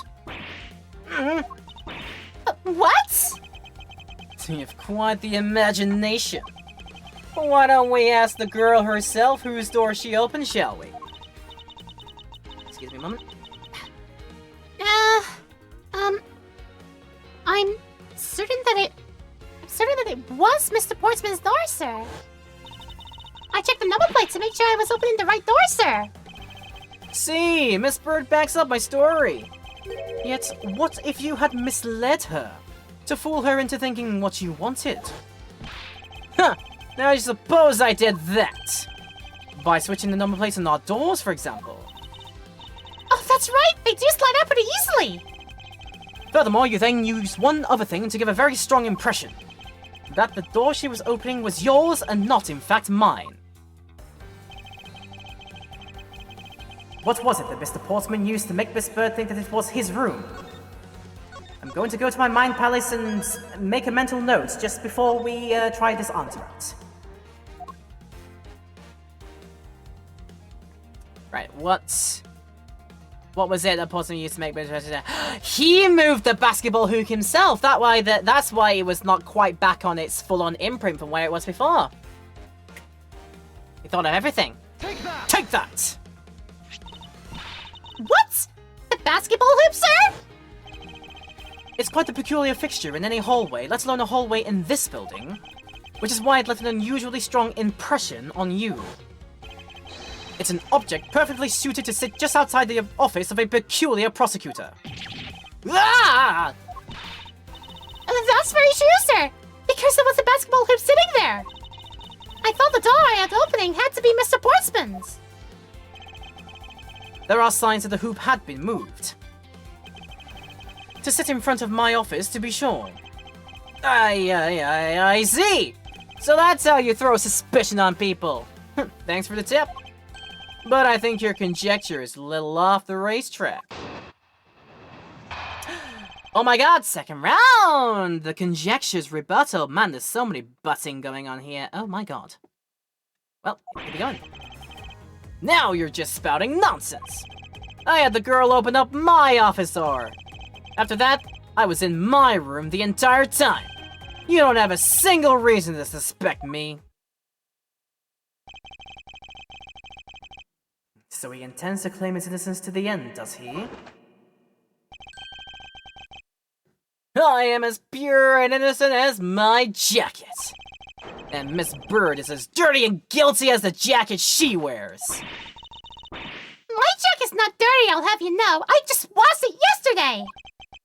Please calm down, for I intend to show who is the one truly covered in slime here. Damn, there's a line, Edgeworth. Who's truly the slimy one? Alright, let's butt the butt. Let's butt the butt that was butting the original butt. As in, let's rebut the original rebuttal. Rebut the rebuttal that was rebutting the original rebuttal. Try and save that 5 times fast. Alright!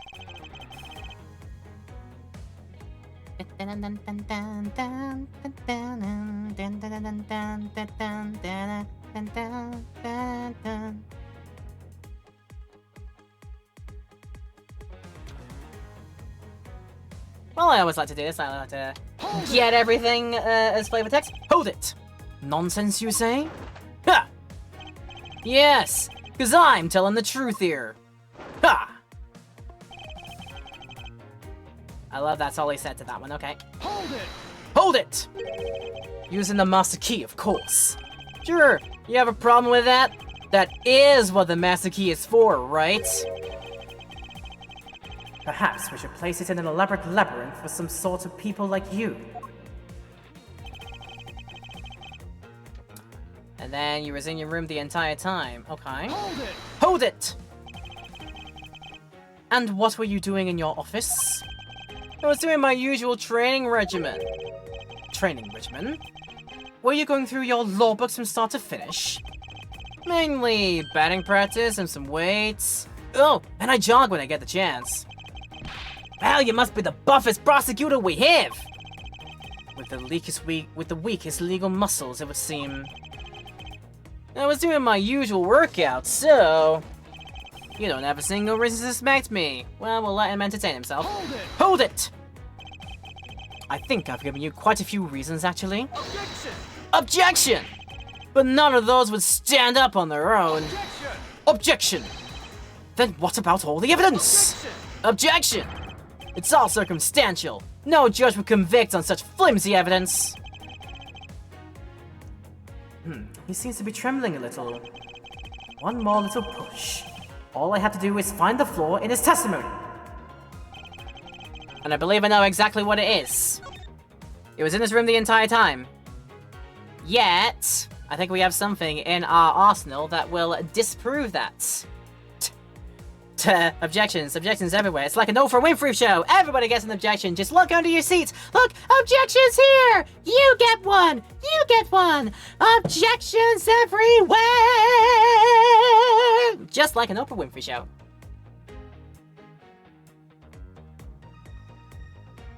Right, I do see what a timer is. I think we'll get in one quick little actual breaky break here before we wrap this whole thing up, because I think we can get there pretty handily and easily. But we're going to have a rest first before we do that, and give you all a rest as well in Twitchland. And in the YouTube highlight as well, if you need to take a rest, now's a good time to pause. But if you feel like you're just going to be fine, you can continue watching, of course, with none of the break in between.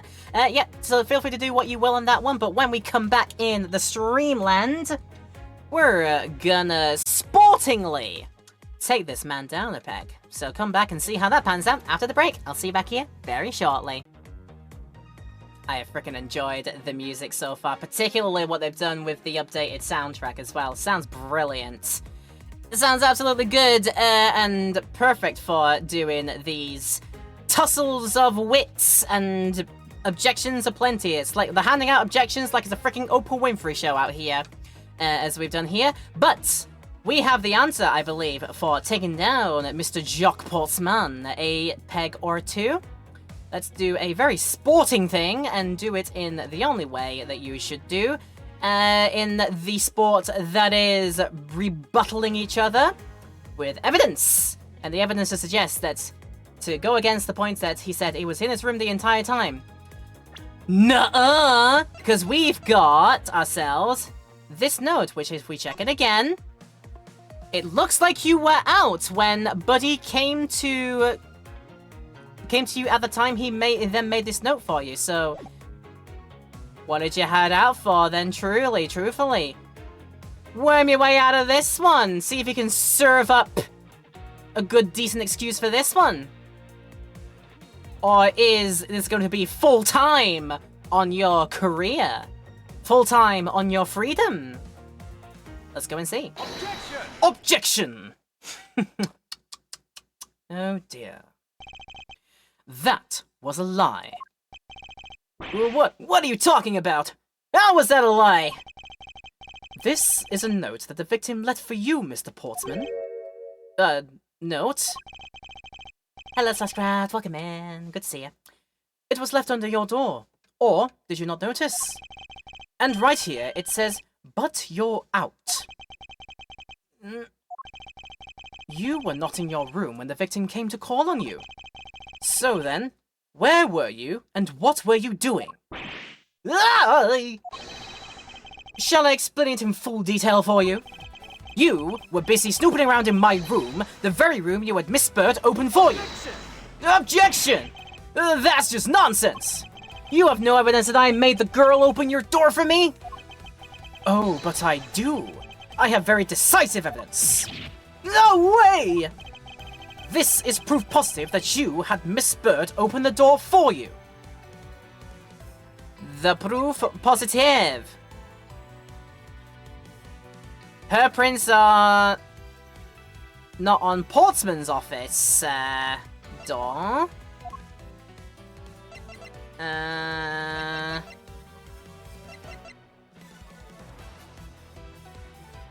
think this over in my head here, just go like, oh my god, look at this! Wow! Wow! Big old wow! Yeah, Miss Bird opened the door. Her own testimony that she unlocked Portsman's door, but it ended up being actually Edgeworth's door, and the prints on Edgeworth's door were wiped off as a clean one. I think it's this. Take that! I had your door dusted for prints. My door? Huh, what for? Come on, I bet you didn't find anything. You sure are good at wasting time. You're right, I didn't find anything. And definitely not Miss Bird's fingerprints. Her prints? What do they have to do with anything? Well, let's put it this way. If she really was the one who opened your door, then her print should naturally be on the doorknob she touched. Ah! Further, all of the prints in my office doorknobs, I can read things. All of the prints on my office door's knob have been wiped clean off. That is such a strange sentence to say in its entirety, for some reason, but there we are. I can only assume it's because Miss Bird's fingerprints were on it. Don't you think it's time you gave up your charade? We know you stole into my office with the intent of stealing something from me.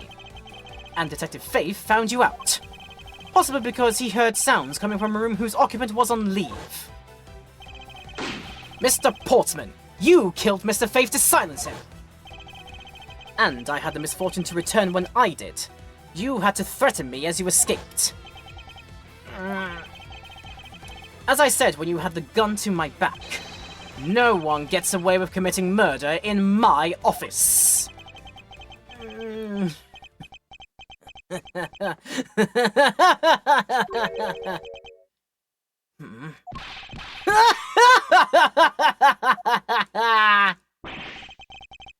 And just what's so funny, pal? It's not the streak that Slashcraft just got on there for 35 in a row. Thank you very much with your comment. Objection! Nice. I like that. Thank you very much for the streak, and congratulations on getting that far.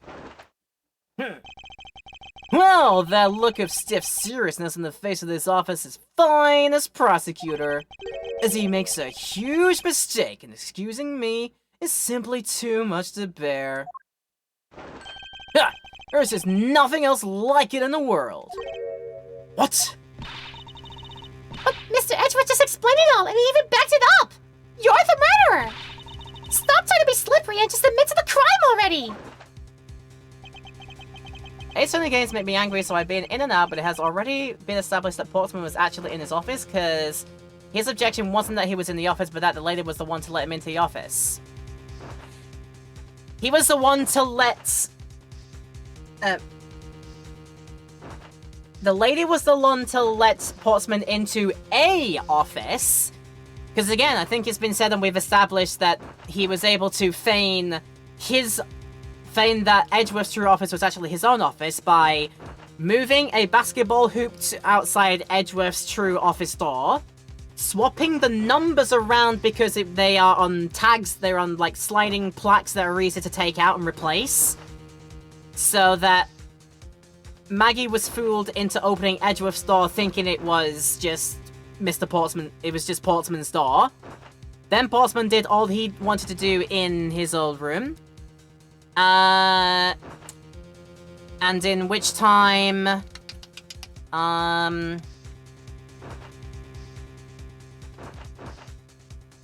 gonna say during which time Mr. Yeah, Portsman did his business, trying to ransack and take the evidence away. And I think during that time as well, sidekick detective Buddy comes along, tries to go to Portsman's room, which I think he recognizes as a room, and says, "Wait, you're not in there? Your door's locked? Okay, right then. Here's a note." And then here's commotion from the other room. Goes to check it out, finds Portsman in the act, and Portsman's like, "Nope, sorry, had to go now." Goes bang. And then during all that time, is able to then go out, hide the files he was pilfering under the sofa outside. And in that time, Maggie was away from that particular corridor and away from her position at the time. So that gave Portsman time to swap back around the tags on the front, the numbers on the fronts, put his basketball hoop back in front of his own true door, and then say, so can you now unlock my thing, Maggie, because I finished what I've done. And so there you have it.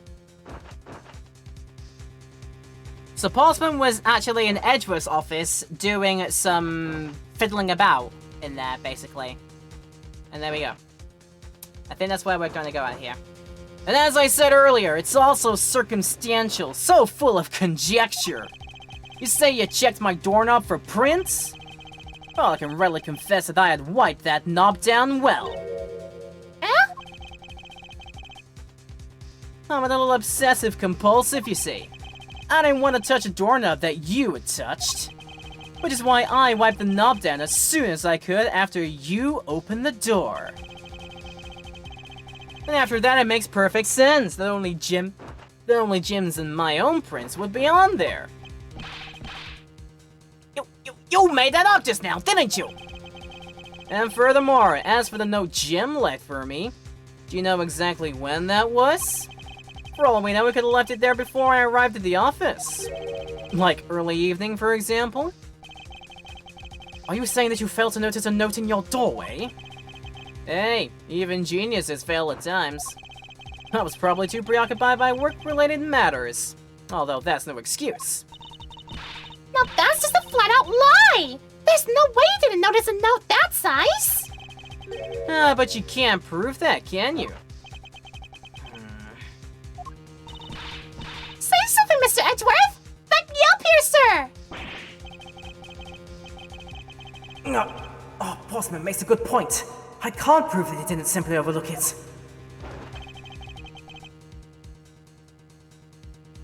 Come on. Voice mod. I'm pressing the button. Change the voice already. Besides, I have an airtight alibi. Airtight, you say? I only just realized I had one as we were talking. I guess it would have been better for all of us if I'd have told you sooner. Yeah, freaking hell of a time to pick it out, why don't you? Goddamn. Yeah. Okay, Portsman's alibi. Keep it going. Because we're not done yet, it turns out. If memory serves, you came back to this office at around 2 AM, correct? And it was then that you had that unfortunate confrontation at gunpoint with the culprit. But at exactly that time, I was down in criminal affairs. Ask around. I'm sure the other detectives will corroborate my story. It's the perfect alibi. Do you really think it's that perfect? Like I said, I don't care. Ask around all you like. You'll see for yourself.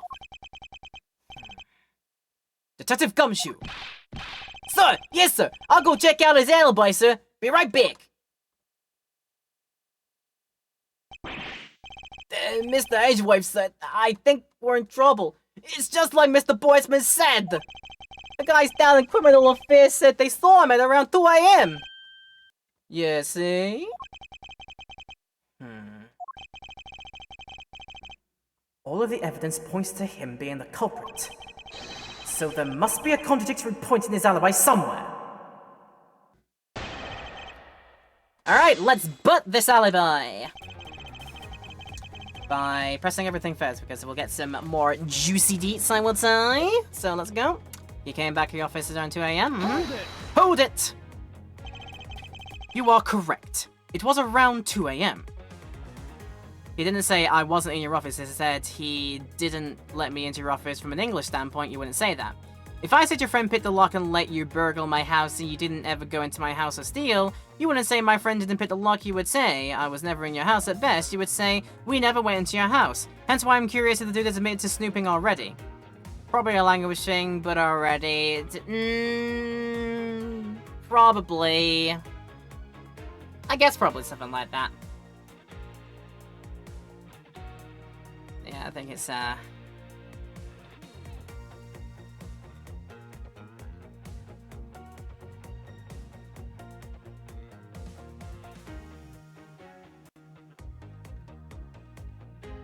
You wouldn't say my friend didn't pick the lock, you would say I was never in your house. At best, you would say we never went to your house. If the dude was already admitted to snooping already. I don't think he said that outright, but that's what we think he is doing. Because he wants some files in Edgeworth's office about something. And tried to see if it was in the safe as well. Which is why all the prints on the front were scrubbed off it. So yeah. It's not been frontally admitted, but that is what the Edgeworth is thinking is going on here, and is trying to find the connection that proves that Portsmouth was in this office to snoop and find some things. So yeah, I think something like that. You are correct. It was around 2 AM. Are you sure? It's really important to me that you're spot on with the time. I remember checking my watch then, and make no mistake, it was 2. Woo! Giving decimal like a pro! Okay, so you came back to your office at 2. It was then that you had the confrontation at gunpoint. Too many Agatha Christie style mysteries. Like, you see it. Yeah, you know that it's him that does it. It's just you gotta go through the entire case to, in the entire gameplay to arrive at the conclusion that you've seen in the first cutscene of the game. I get that's the frustration. It can be a bit, but well, for me, I like finding the roundabout ways that the game eventually goes to eventually lead us to our destination of, oh yeah, this is proving what happened in the very first cutscene of the case. So there you go. I particularly enjoy it, so that's what I'm doing. Alright, you had your gunpoint confrontation. That's fair. Hold it! Hold it! It is as you say. However, you are the only one who claims to have bumped into the culprit. Ha! So tell me, did you see the person's face? Was it me who you saw? It was pitch black, so I couldn't actually see. Objection! Oh, come now.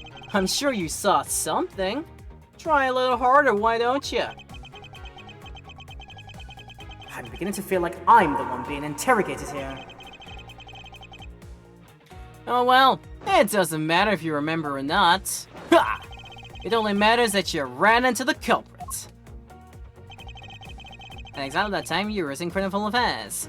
Alright. Hold it! Hold it! So you paid the criminal affairs department a visit? Yep.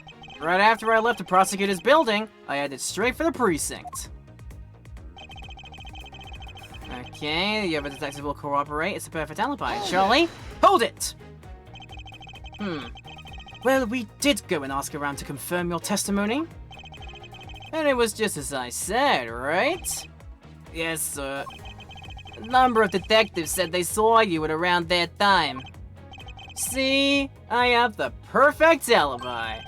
That's the ace I had on my sleeve.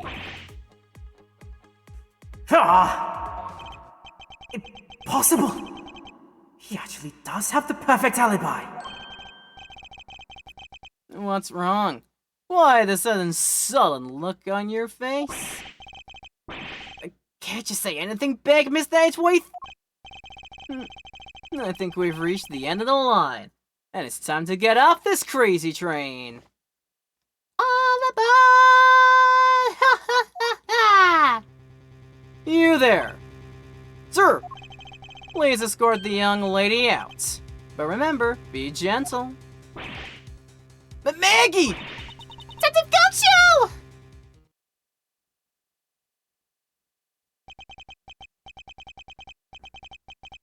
Is there nothing I can do? There must be a way to turn the situation around. If I only had a clue. Did I miss something that can help me cast doubt on his alibi? So we have his alibi to try and put into our logic. Let the logic flow. Logic must flow. The intruder I met could not have been Portsman. Then who could it have been? I need to calmly think this through one more time, and with logic. To my mind palace!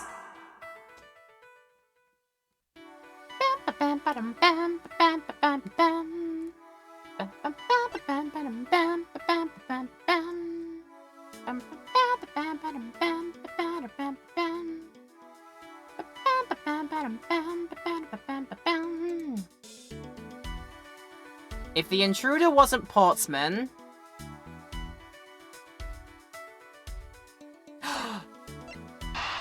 That's where the second gun comes from! Of course! Yeah!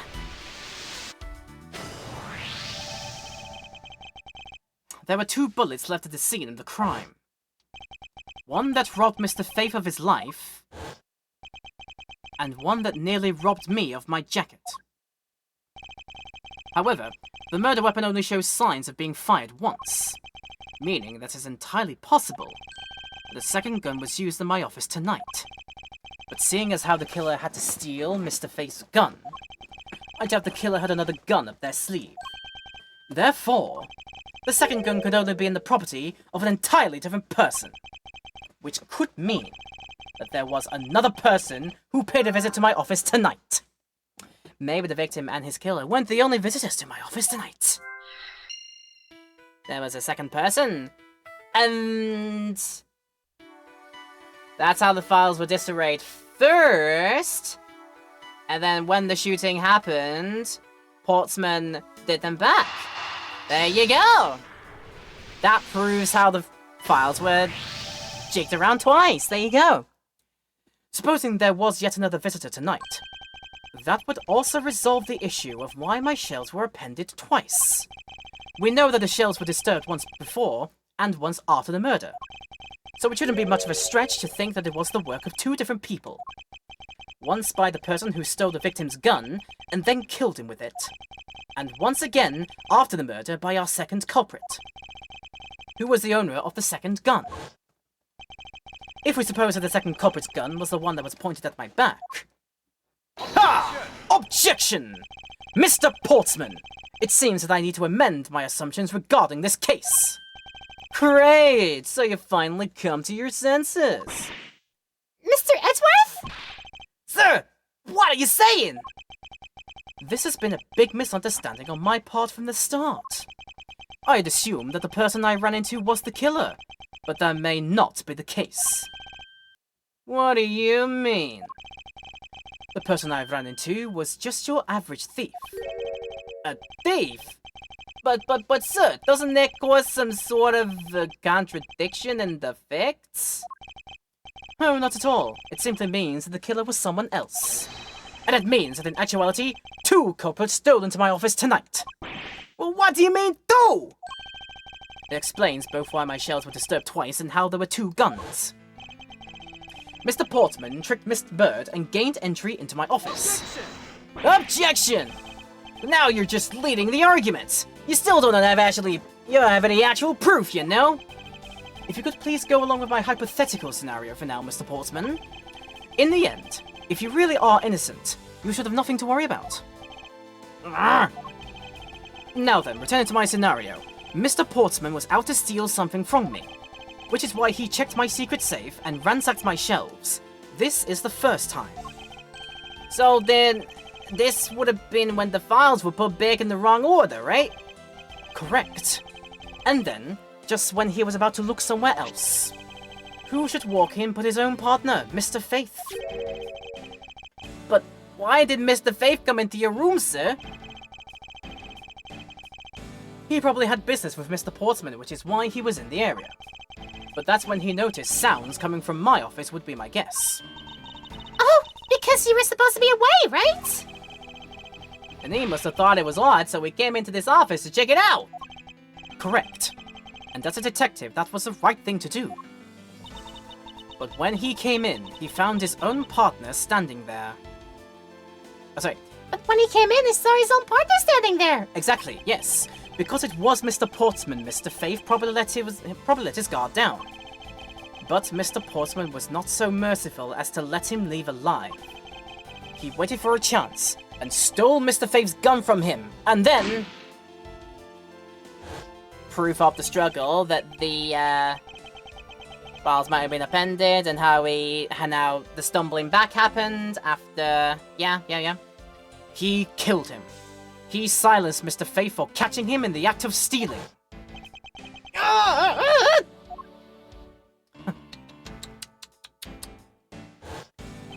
This was the moment in which the first shot was fired, the one that landed in my files. Following that, Mr. Portsman wiped the gun down and left it behind as he made his exit. He could afford to do that because he had also left the fake dying message behind. You're such a complicated troublemaker, you know that? Well, if things were as simple as that, then all would be solved. However, there was yet another visitor to my room, and this is where it gets complicated. There was another visitor, sir? Yes, and this other person's objective was also to steal something from me. Now then, even after Mr. Portsman left, the door to my office remained unlocked.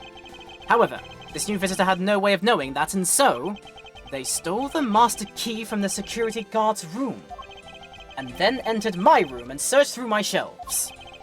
This was the second time they were disturbed, and it seems the thief found their prize.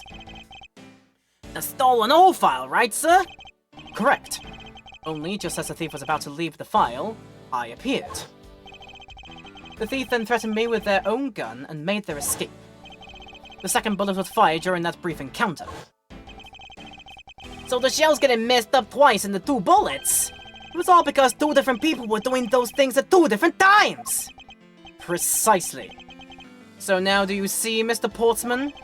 The person I met was just a thief, and was not, in fact, Mr. Faith's killer. Your alibi for the time frame in which I ran into the other person is now irrelevant. Because we now know that the murder took place during the first culprit's visit. Objection!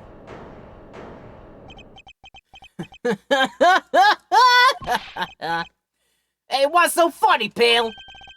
Absolutely splendid! Your scenario explains everything. Of course it does! It's Mr. Edgeworth after all!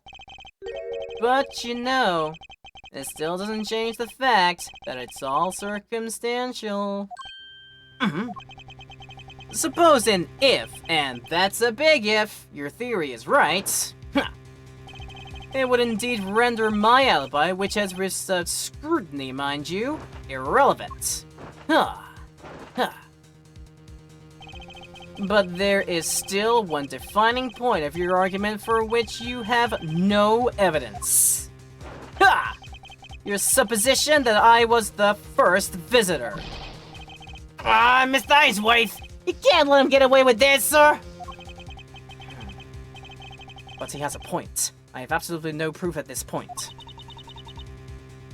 Don't say that, sir!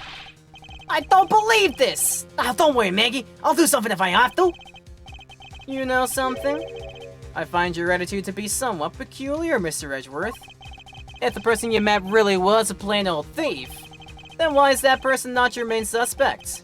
That is, if your theory is correct. Oh my god, he's still going. Jesus Christ. Portsman's Alibi, Part 2! Part 2, Electric Boogaloo. Oh my god.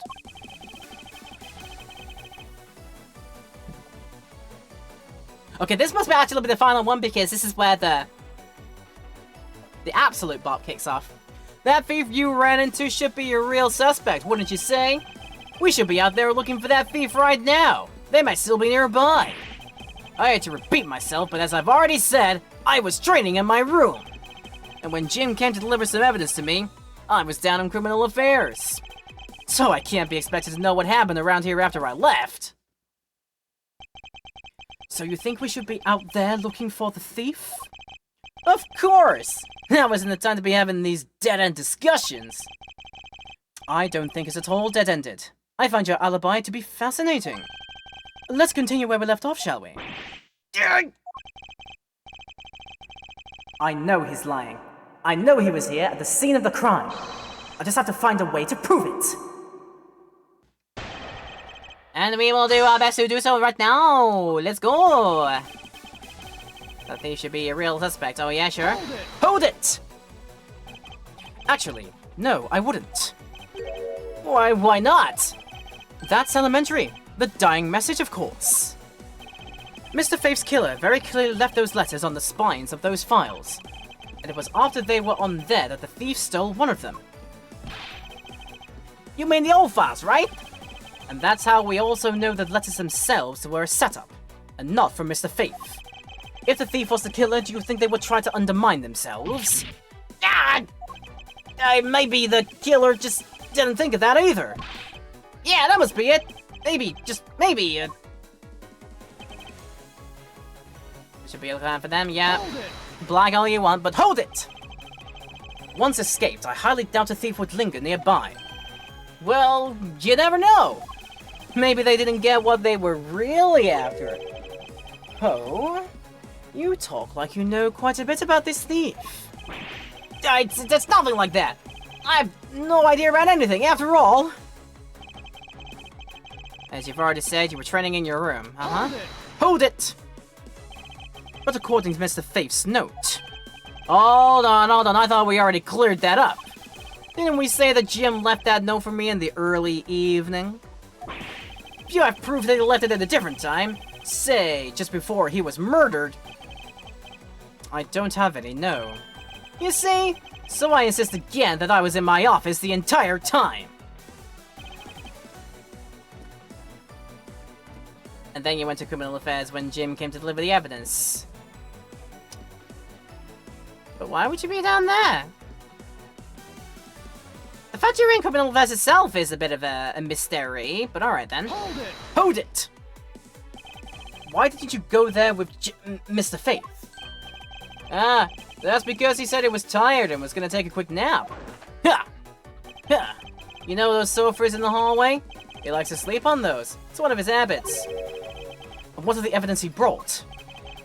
There were things related to yesterday's case. Just 2 items, a gun and a pendant. Huh. Interesting. This piece of testimony seems to have crucial to let slip through the cracks.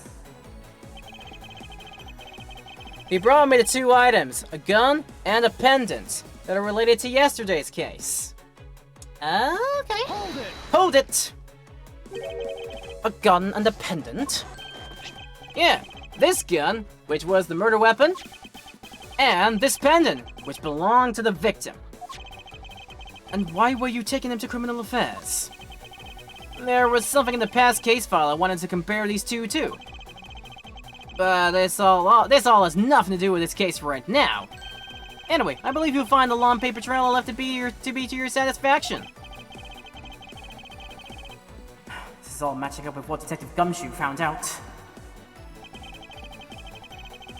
So it might be. Can't be certain to know what happened around here after you left. Hold it! Hold it! I can't expect you to know, can I? Nope. But I guess you can expect me to take a guess based on logical deductions. Oh, then let's see you deduce. Jim waited for me to leave and then stole the master key. For the purpose of sneaking into your room, of course. And that's when Miss Bird caught him red-handed, and the murder occurred. It's all exactly as I'd laid out earlier. I know he was lying. I know he was there at the scene of the crime. I have to find a way to prove it. We have to find a way to prove it.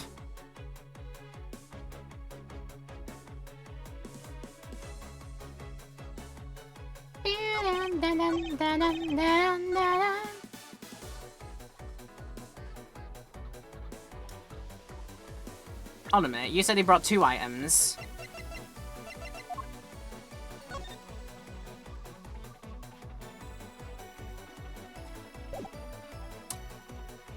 Two does not equal 3, my guy. Objection! Objection! Only 2 pieces? I believe the proper phrase here is, you fail. Excuse me? You fail as a prosecutor, Mr. Portsman, as you intend to keep evidence hidden from me. What are you talking about? I haven't hidden anything from you. Well, here's a paper. Well, here's a piece I think you should read carefully.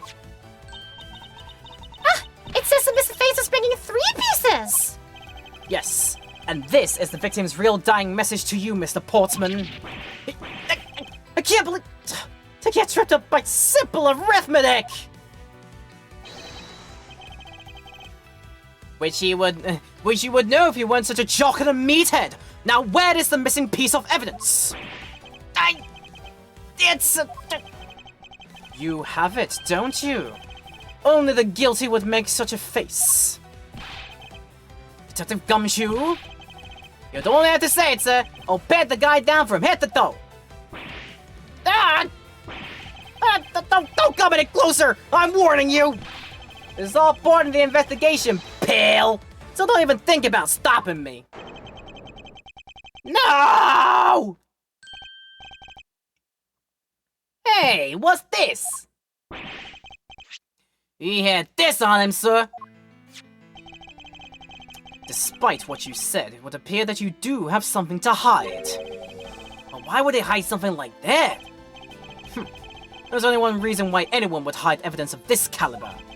Because it would unequivocally point to that person himself as the real killer. Let's examine this videotape in a little more detail. For the section of the tape that will drive the last nail into his coffin.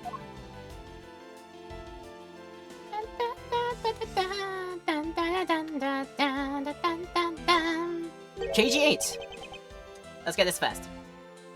The KG8 incident? There's the police case number, sir. Does that mean this video was evidence from that case? Interesting. However, what's recorded on this isn't what's important right now. Let's give the casing a thorough once-over. And it is indeed not that, but... Oh, hello! Ah, that's blood, isn't it? Yes. And I believe this is what the good prosecutor was trying to hide from us. This blood is still fresh. You mean this might be Detective Face blood? No! No, you've got it all wrong! No amount of denial can save you. We have but to run a blood test to find the truth. You told us that you had received evidence from the victim earlier. Now you will tell us when and how did the victim's blood find its way onto this video? Yeah! It's totally suspicious! Was it at the moment of his death? Did Detective Faith have this video on his personage when you killed him? You know very well there's no way to prove that! Not even if we were to examine this tape for fingerprints. If I had to take a guess, I'd say that the only ones on here would belong to the murderous you and Mr. Faith. No! Impossible!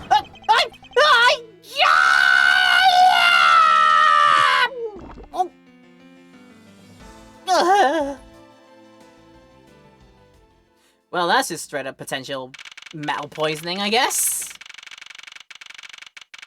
Or maybe that was just a very tasty chocolate coin. I don't know. But I think we finally got him. March 14th, 5:47 AM, High Prosecutor's Office, room 1202. Mr. Portsman has been placed under arrest for the murder of Detective Buddy Faith, sir. Very good. And the results we got back from the lab techs on the tape returned to be real solid, sir.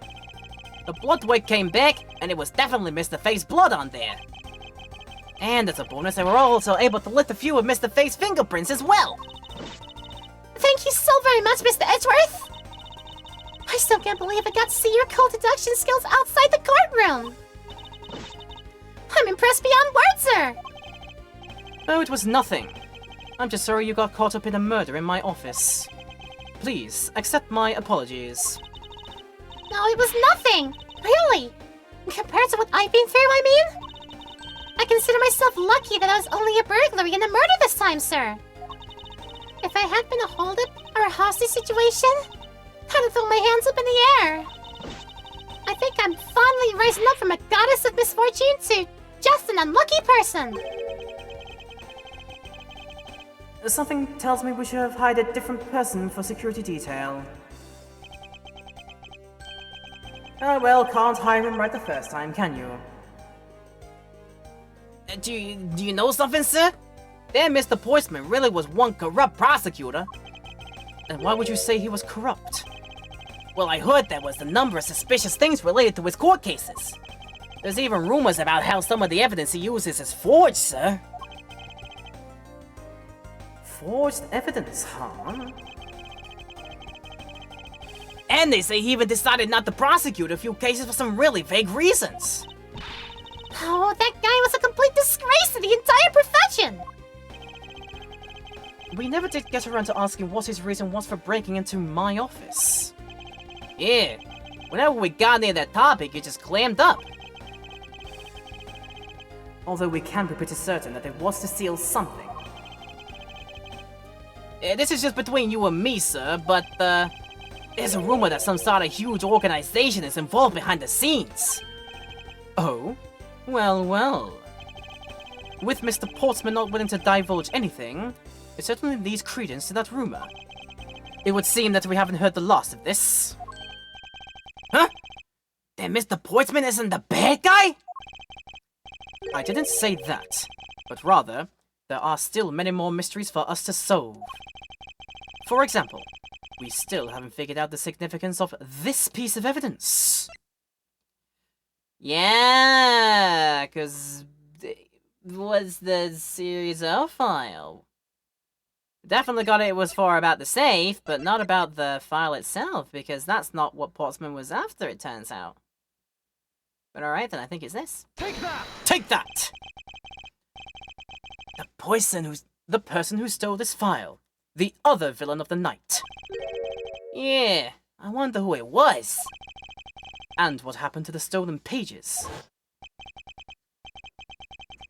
But I wonder, who in the world was it that held me up at gunpoint? Mr. Edgeworth, sir! Yes? I came across this while I was processing your office earlier, sir. This card! This card? What is it, sir? Is that a bird or something on there? It's not just any bird. It is the mark of the raven. A three-legged raven. Even you should know what this is, detective. Oh, it's about the thing, isn't it? The great thief everyone's talking about. Yes, it is the mark of the great thief Yatagarasu. Under the mark of a legendary bird, the Yatagarasu is noble to the end, a modern Robin Hood. Labeled mysterious and phantom-like, the Yatagarasu appears and vanishes at will. Though we don't know much about this thief's ultimate goal, we do know the targets. The Yatagarasu likes to find and make public evidence of corrupt dealings of all sorts. The theft is always performed in silence and always with perfection. Once a target is chosen, no dramatic calling card or announcement is sent forth. Instead, the chosen corporation is infiltrated without even the target noticing. Some days later, the evidence that was found is sent out to the mass media. Along with this single card. Although, it has been a while since the Yatagarasu's last appearance. Hey, Mr. Edgeworth! Look! Something's written on the bag! What? Let me see. It's a location of where the thief put the stolen files! So the person who stole the contents of the file was the Yatagarasu? Yatagarasu. Organization. quite a few keywords are popping up in this mystery. The murder in my office. The return of the great thief Yatagarasu. Looking back, I can't say I didn't see this event coming. For they were heralded by the incidents that began to occur 2 days ago.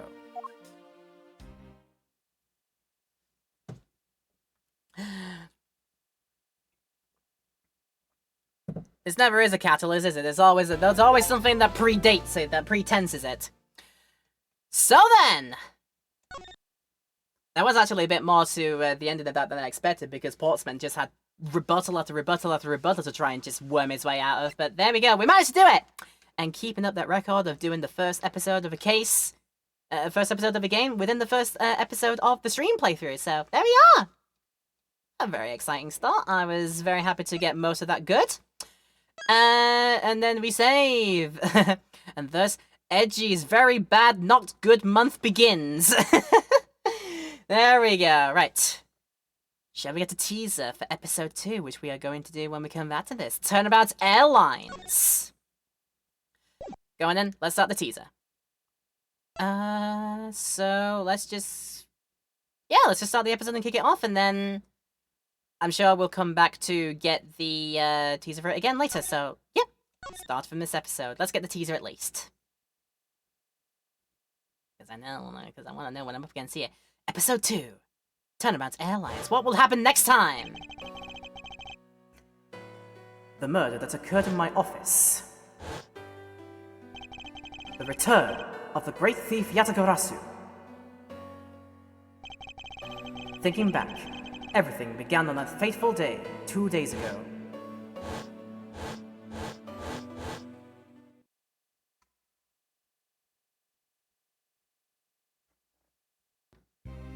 Oh God, he's dead! No, it's just the special juice. It's fine.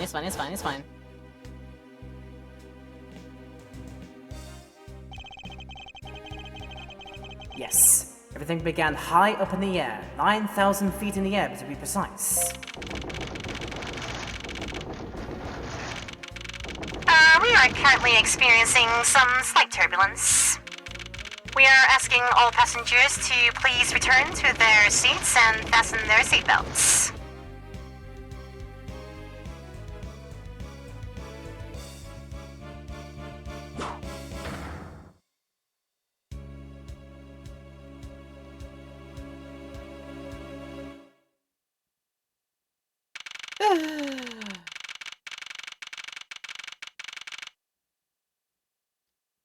Well, what the heck? Edgeworth's gone already! Shortest game ever. Right, see ya, that's it. End of the playthrough. Nope. No, it's fine. Right. Before we figure out... I was saying before? Can we? Right, I'm just gonna ignore all this. Just ignore all this, and then, when we can get proper control back... We're just... Skipping all this. Skip. Is it just things here? Then it goes in and discovers. Yep. Oh, there was a point to just stop this. Then you. Oh, yes, we're going all the way back to that. Yeah, I see. And then the horrifying reveal.